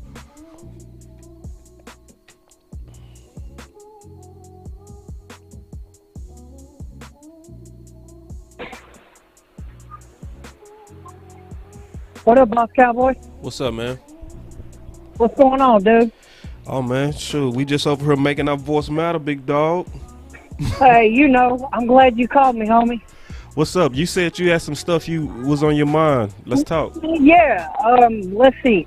All right, what I'm thinking, okay, because the draft's in a couple of weeks, right? Mm-hmm. Okay? And, Steven ain't signed no left guard yet or a swing tackle, so, and JC's still sitting out there, and then I seen the tweets on Twitter about Bobby Wagner, possibly signing with the Rams, which I hope that don't happen, because that would stink for us, because that means we don't have a chance at him, and Steven needs to get off his Bo Heine and quit being so cheap and go on to make a push for old Wagner so we can fill, another spot in that linebacker core. You know what I'm saying? Quit acting like you ain't got the money when I know you do, and you say you about winning. You want to be contending for, playoff games. You want to get past the, wild card round and have a chance to get into the playoffs. Then you got to do something. You can't just, like you say, depend on the draft. You know what I'm saying? Yeah. And then, I think he's doing what he's doing the way he's doing it, because you think about it. I mean, like, if you remember correctly, like you said a while back, McCarthy said he's going to have to win in spite of the front office. Remember that? Mm-hmm. Okay. So, if you think about that, I mean, he might be doing all this just to see if Mike McCarthy can win with what he gives him and what he wants to give him, and see how he does with that. And if he don't do well, then he can say, well, see, I told you so. Or, see, I knew it wasn't going to work out that well. Or, see, now I can go get Sean Payton, or I can hire Dan Quinn as my next head coach, and I can be right about that. You know what I'm saying? Yeah. And I think he's purposely doing that, like he did with the Randy Gregory situation, about putting that little clause at the very end and then making Randy mad. Even though it takes both parties are at fault, it's more so Steven, because he be playing games. And he think players are just going to, come play for them just because of their past glories and this, that, and the other. And you can't think like that. You know what I'm saying? Mm-hmm. So in the day, if you about winning, you need to show me you about winning. You know what I'm saying? Yeah. And that's what's important to me. That's what I think. But I see why that's why you put out all the stuff that you put out on Twitter and stuff. When you do your podcast, you're always speaking facts and real truth. And I agree with you on all that, because you're always being real about what's going on, and you're good at reading the tea leaves like I am. But at the same time, Steven be playing games, and I think Jones, the daddy, is not saying nothing. So he can be like, well, see, your way doesn't work, does it? Okay, my way is better. So guess what? Sit back, son. Let me show you how things work. Let me show you how I rock it. Let me show you how I do. And then watch us really do something special. But at the end of the day, you gotta show proof of that, and you gotta be willing to do what it takes to do all that. So at the end of the day, we still gotta wait until after the draft to see who we're gonna get and see what happens. But in my opinion, I think we're going to go wide receiver in the first round. That's my opinion on that.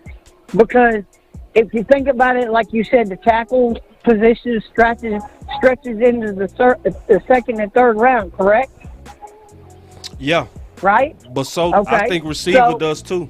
Yeah. Both of them. Yeah. So I mean, you got that.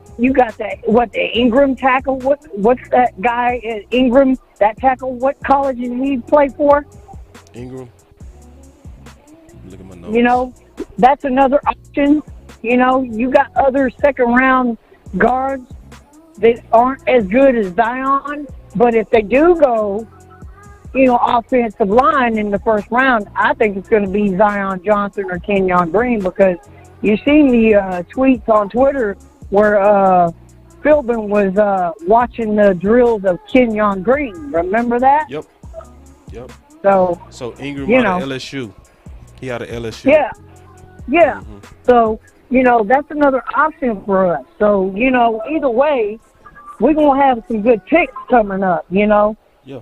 And we're going to have some real good things going for us. So, we'll see what happens. You know, I'm just thinking that, you know, Mike McCarthy, if he don't do well because of Steven, I think we're going to have a new head coach next year, which I hope he does do well. I hope we do win a lot of games in spite of all that.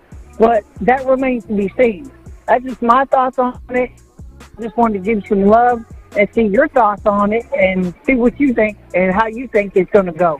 Or what do you think you're going to wait until after the draft to reserve your judgment like I'm going to do? Yeah, that's what I'm waiting on. I'm waiting after the draft before I officially panic, because I'm not in a panic. I'm not, because I'm not either. I'm just like you, know, man. I wanted to get your thoughts on it because you're a little bit more knowledgeable.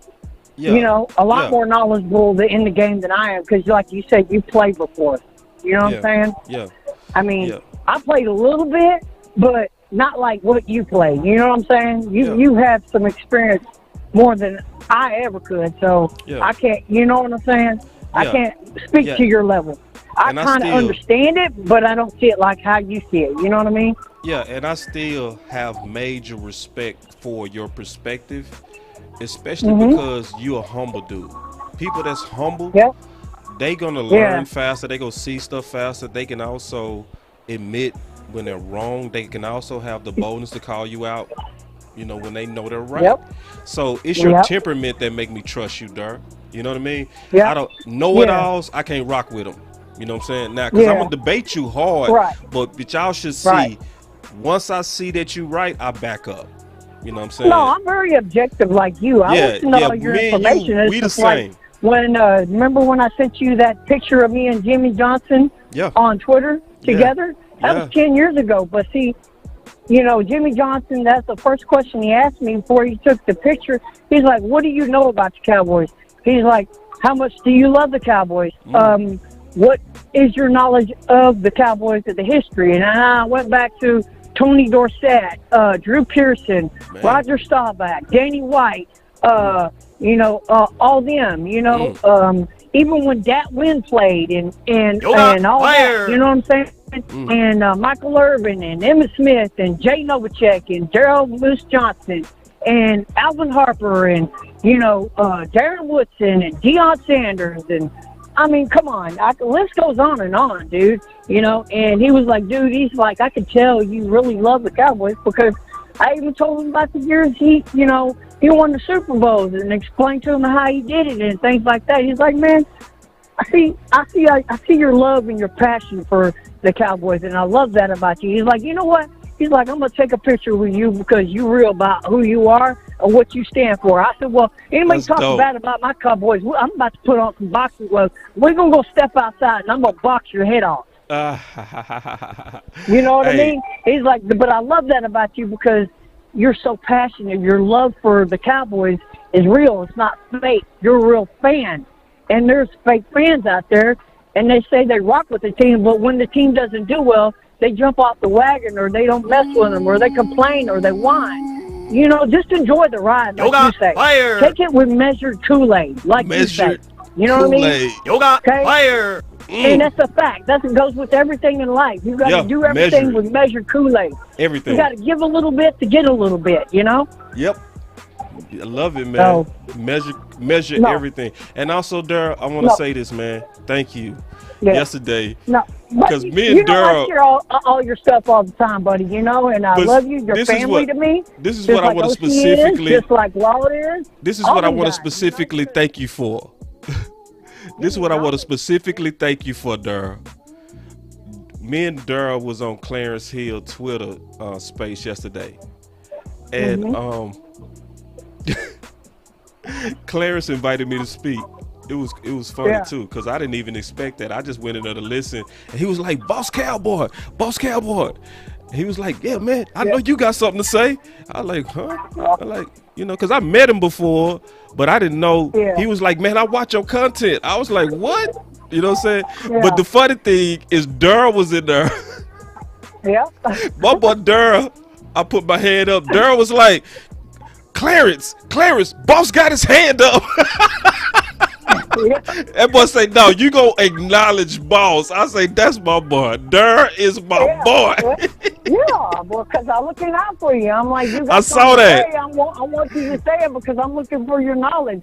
Because I want to see what you're thinking in your head, because you have insight and you played, and someone who doesn't know as much as you is willing to learn and take the knowledge that you're willing to put out and you're willing to share is worth more to me than somebody saying, oh, wow, I love you because you're a fan.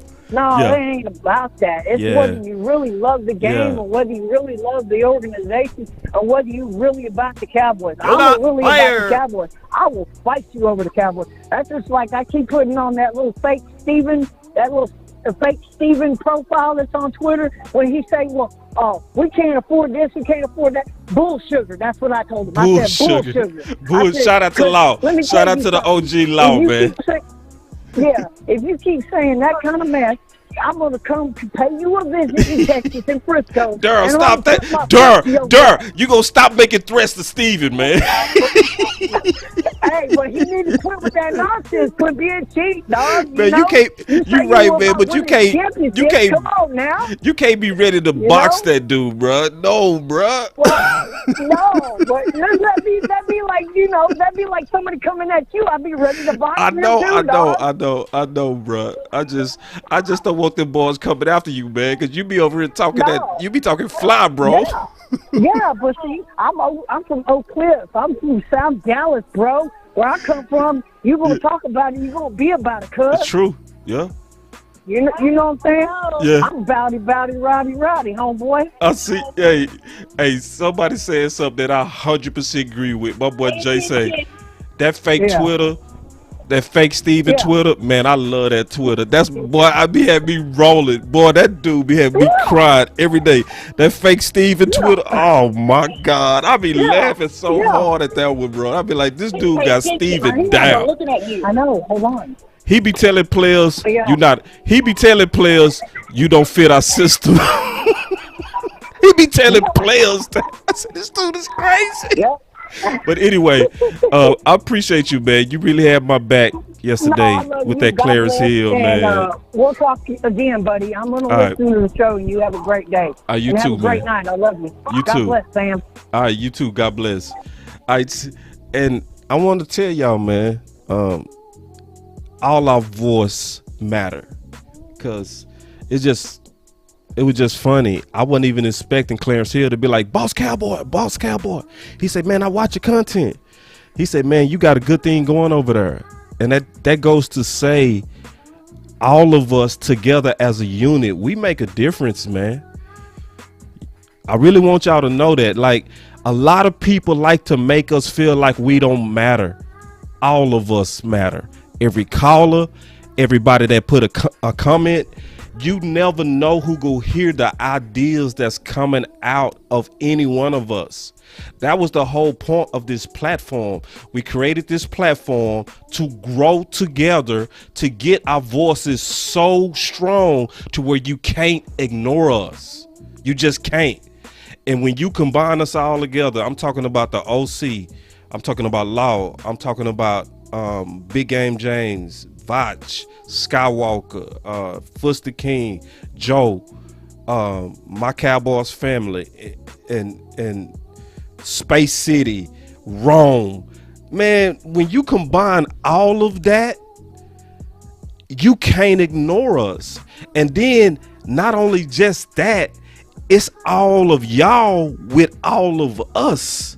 It's unstoppable, bro. So independent life is the best because we really get to say what sometimes they can't. So I can sit here and I can just I be listening to my boy Sky. I listen to the OC. I be like, they couldn't say what they say if they was working for maybe a radio station. That's why everybody should say a special shout out to Kevin Gray, because Kevin Gray out the West Coast, man. How did I forget my dog West Coast? It's absolutely West Coast. Yeah, man, my bag. Yeah, absolutely my dog West. Yeah, and if I forgot anybody, man, that wasn't personal, man. It just I'm doing a lot, thinking a lot. But yeah, man, all of us together, bro, you can't stop that.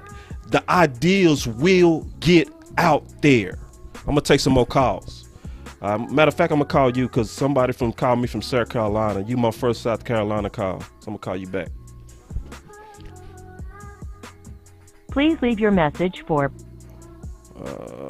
Yeah, my boy say West Coast.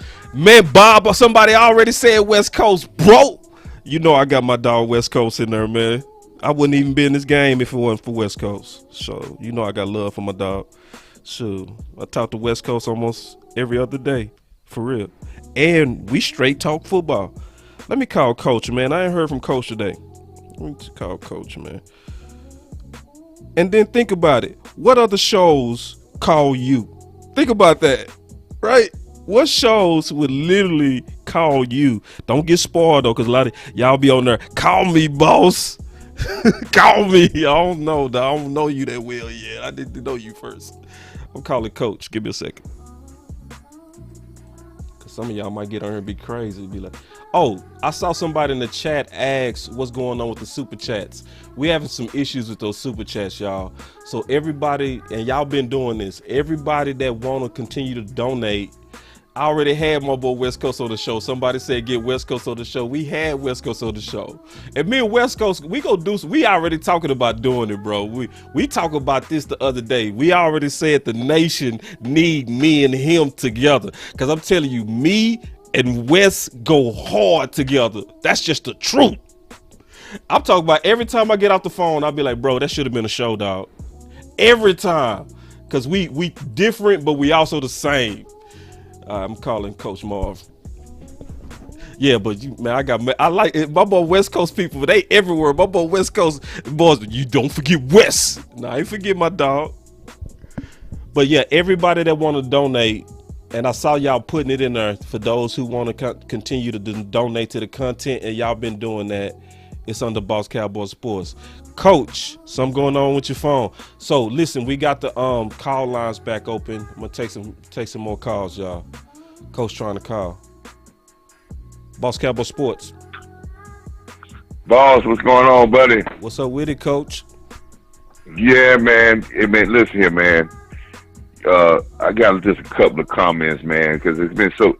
You mean your callers, man. The callers, man. We and your content, man, and everybody's show, man. We are really focusing in on the Cowboys because this is all about because we love the Cowboys, man. Right. This is what we talk about. We family. So sometimes we air out our dirty clothes sometimes to get things straight because and I believe you believe this, boss, and I believe a lot of the guys with the YouTube content believe this. It's more important for us to win 6 than y'all to be right. You see, and that's what we have to, OC like to bring up relationship things, relationship analogies, but that's the same thing, man, in a relationship, man. Is it more important for me to be right or us to be right? So that's what we want. We want the Cowboys to be right. See, I go back to the days of Billy Joe Dupree, Preston Pearson. I know your family know about all that. Mr. Clutch, Preston Pearson, Drew Pearson, Tom Rafferty. See, I'm naming guys that was back on that 70s team that a lot of people don't know. That show you how deep I was into the roster back then when these guys were playing. So we just trying to make things be right, man. And we see a pattern with the Stephen Jones that we don't like. We agree somewhat. We his philosophy of saying, hey, with the draft and everything, but there's a couple of points that this kind of got us, kind of crazy this offseason. Yes, you put it out in the media that you want to get rid of Cooper. You didn't get nothing for Cooper. Right. But what did you do to replace what you got rid of? You one thing we should understand about the draft, and I want people to understand about this, it's quicker to replace guys on the defensive end in the draft than it is to replace guys on the offensive end. You could bring a cornerback in, and he could be, you could say we could pencil him in the starter, and he could play great minutes. Linebacker, defensive line. But it's harder to get sometimes a offensive lineman to get up to NFL speed to be a great contributor, or a receiver. Sometimes you get one of some, but a guy that's maybe down farther in the draft, yes, he may have to take some time. He can't come in to be a number one receiver. So Will McClay he's going to stack the cupboard for us. Just like you said, boss, I trust Will McClay. But I just think if we want to talk about football-wise, the thing that Stephen Jones is missing is a mixture of what his dad did and what he's trying to do. Right. But he wants to do it all his way. Mm-hmm. His way. Mm-hmm. You brought up in your earlier presentation, I know you had, when you brought up all the guys that had been signed in the 6 and 5 year deals from going back to all the way back to Tony Romo, right? It's a key card to that's missing.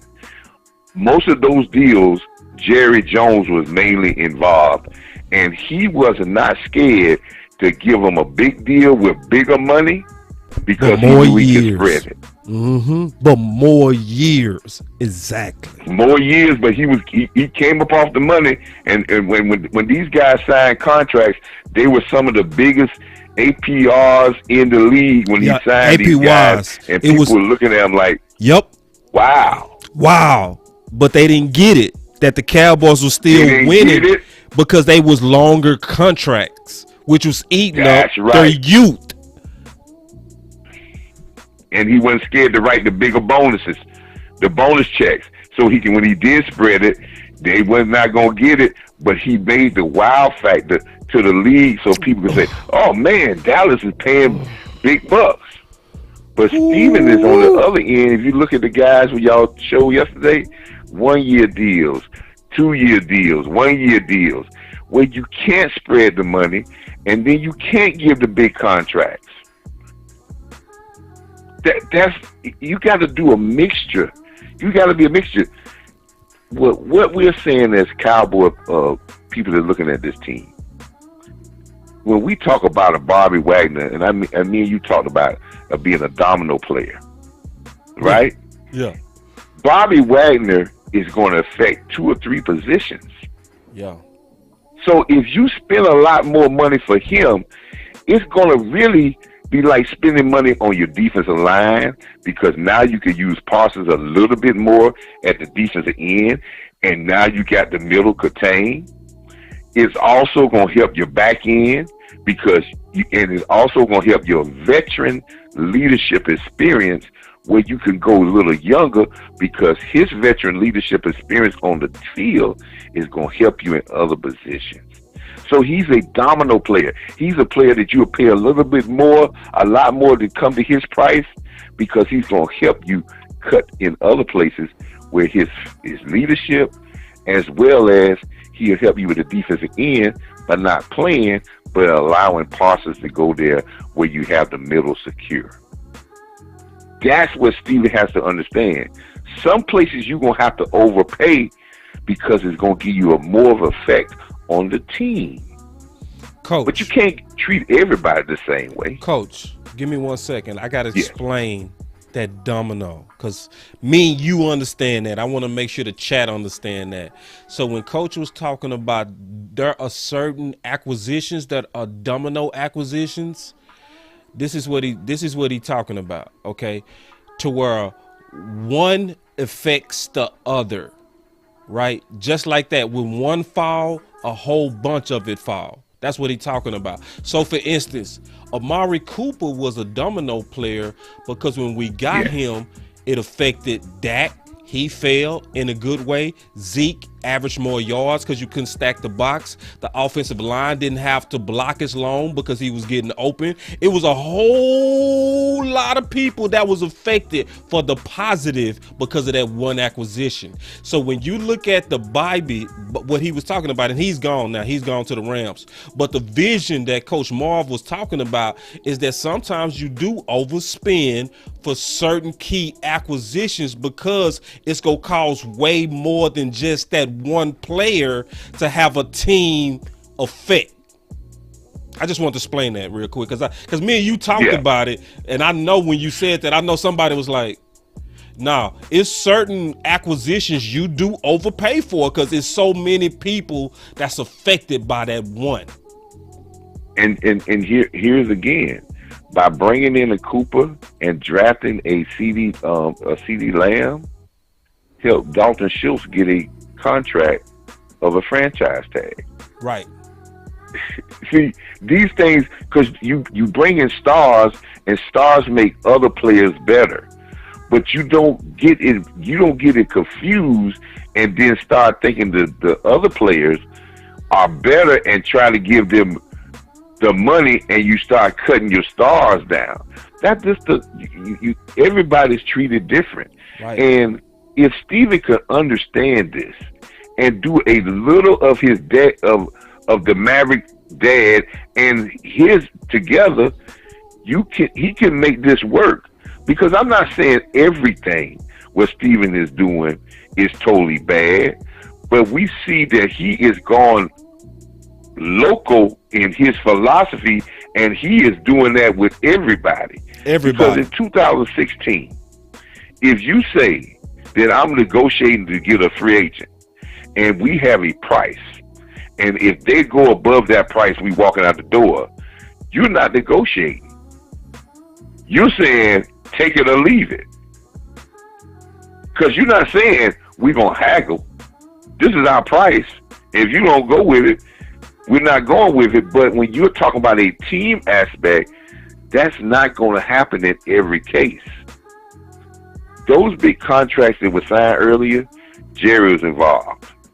Jerry was involved in the D. Lawrence signing, what we thought was a big signing this year by getting him to restructure his contract. D-Law said that Jerry was involved. Jerry was involved with the biggest signing we supposed to have this year with Gregory. Gregory said that he did the deal with Jerry. Every other contract, this has been Stephen Jones. And if we as Cowboys don't say, hey, we don't understand these moves, because it's an effect over the whole team. Football-wise, this team needs some playoff experience. We need some veteran guys that have won to add with these young players to be able to get us over that hump of getting to the mountaintop.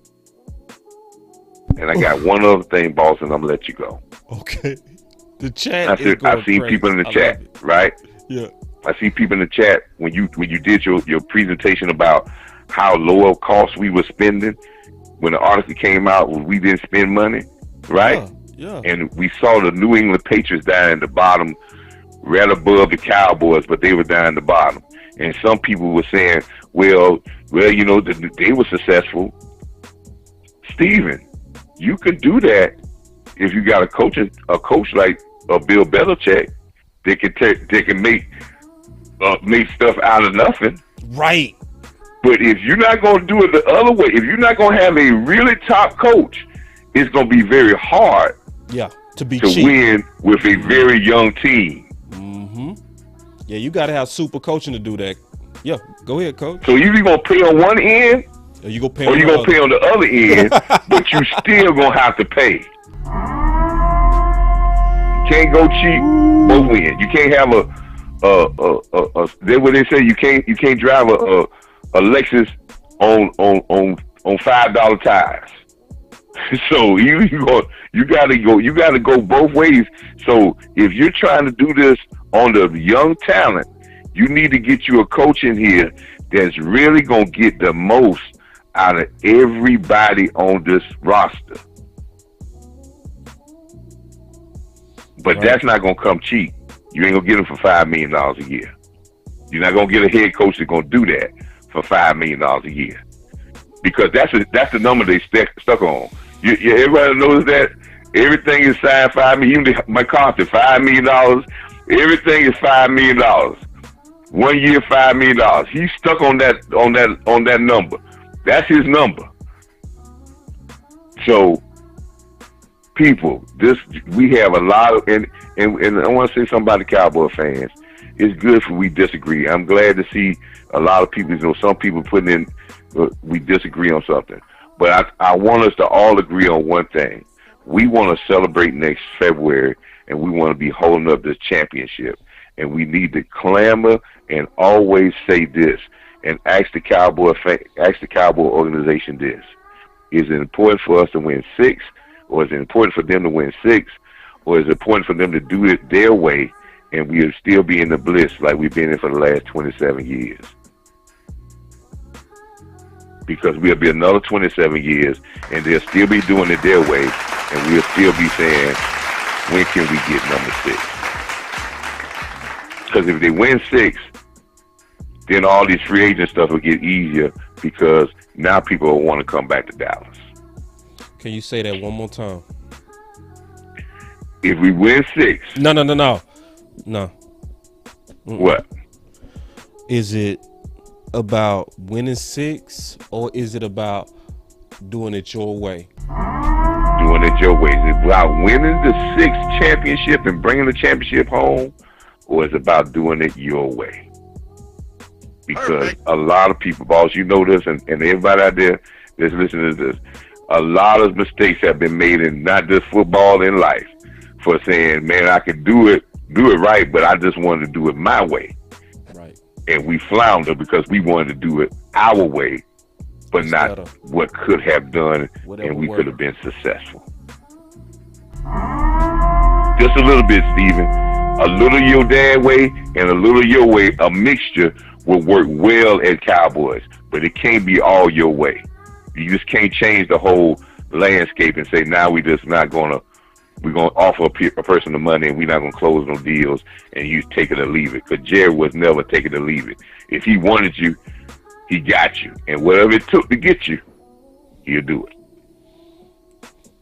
Fantastic call, as always. All right, boss. Take it easy, man. Thank you, Coach. Man, it's a good call. All right, real quick, let me just get Carlos Watkins. We signed Carlos Watkins. Okay, I'm done talking about that. We're going to take some more calls.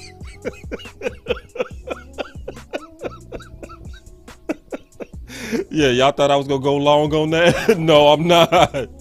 You know, he's a rotational player. That actually played way above expectations. So, a rotational player, I'm cool with that, because he killed on the rotation. And unexpected, it was unexpected. Most of us thought that he was a camp body. And I think his best game, to me, where he had to play good, where he was going to get tested, and he got tested and he passed the test, was the Vikings. I was proud of him, man. Yoga fire. Had to, you know what I'm saying, give my man. Yeah. But I'm not finna spend no time on Carlos Watkins. That's all I'm gonna say. I'm done. That's my take on Carlos Watkins. I'm gonna take another call. We got the call lines open. If y'all don't call in the next 10 seconds, I'm out of here. But man, I sure appreciate y'all, man. Y'all been coming in, man, to Boss Cowboy Sports again. For those who've been putting in a chat that we having something going on with our super chat system, I'm having an issue with a PIN code. They mailed it to me. I've never received it. It's all kind of technical bull crap. Don't worry about it. But y'all continue to donate into that Cash App, and y'all been doing that. I greatly appreciate that. And y'all been really showing love in there, man. Fire! Y'all been putting some impressive dollars in there. And we saving all of that because we got some new stuff that's coming, man. And yeah, Coach is fire. Definitely Coach is fire. Also, please continue, because y'all doing this. This is why our channel is growing. Have y'all noticed the growth? Listen, y'all should see the growth because the content is the same. I'm not doing anything different. I'm not doing anything different. Nothing. No hashtags, no algorithm tricks. The only thing I'm doing is presenting. But the thing that's different is y'all are liking the content more. And every time you hit that like button, what it tells YouTube, because YouTube don't look at content, they just read numbers. Every time you hit that like button, what it tells YouTube is, oh, they like it, let's show more Cowboy fans this. And that's why our numbers are growing. You ain't noticed that? And we not even a big channel, and we still hitting big views. So wait till we a big channel, and we go be a big channel soon. Give us another year. Watch what we be next year. We gonna be crazy next year. Watch what we be in 2 years. But it's gonna have to take all of us continue to do what y'all been doing. Hitting that like, sharing. I see y'all doing it. Y'all doing it on Twitter. Y'all share Boss Cowboy Sports on Twitter. I be seeing y'all sharing it on Facebook. I be wanting to share it in groups. I go in that group. Y'all done already shared it 2 or 3 times. I be seeing it, man, and I appreciate it. And that's what's growing this channel. So obviously we appreciate the dollars. We appreciate the super chats. But if you can't do none of that, just share, like, because that's still doing your part to make your voice matter. And that's straight up. Because I promise y'all, man, I'm not bragging or nothing, but it did surprise me yesterday when Clarence was like, Boss Cowboy, come on, man, I know you got something to say. And he said, I watch your content. And I was like, damn. Just, so every now and then, I'm keep it real. All of us go through this. All of us go through this. Law go through this. West go through this. Scott go through this. OC go through this. All of us every now and then have that wow moment. Like, damn. Where a player will tell you something like, man, I checked out your video. Jordan Lewis told me one day, man, I ran into him at the club and I said, yeah, bro, I did a video on you. He said, I saw it. I was like, dang. You know what I'm saying? He said, yeah, bro, I appreciate it. You know what I'm saying? Because I was lobbying for him. I was lobbying for him to start over Anthony Brown at that time. But I'm just saying that happens from all of us together. The shares, right? The likes. It's the little things. So, man, I really do appreciate everybody with Boss Cowboy Sports, man. I'm going to be right back here tomorrow with the OC, and we're going to be giving y'all this content nonstop as we've been giving it to you, and it's real content. We really, really try not to cheat y'all. We make sure we try to give you quality, a full rounded perspective of what's going on with the Cowboys.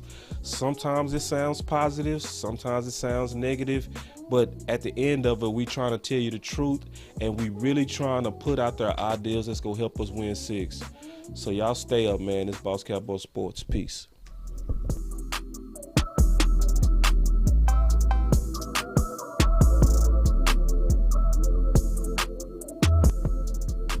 Boss Cowboy Sports, where your voice matters.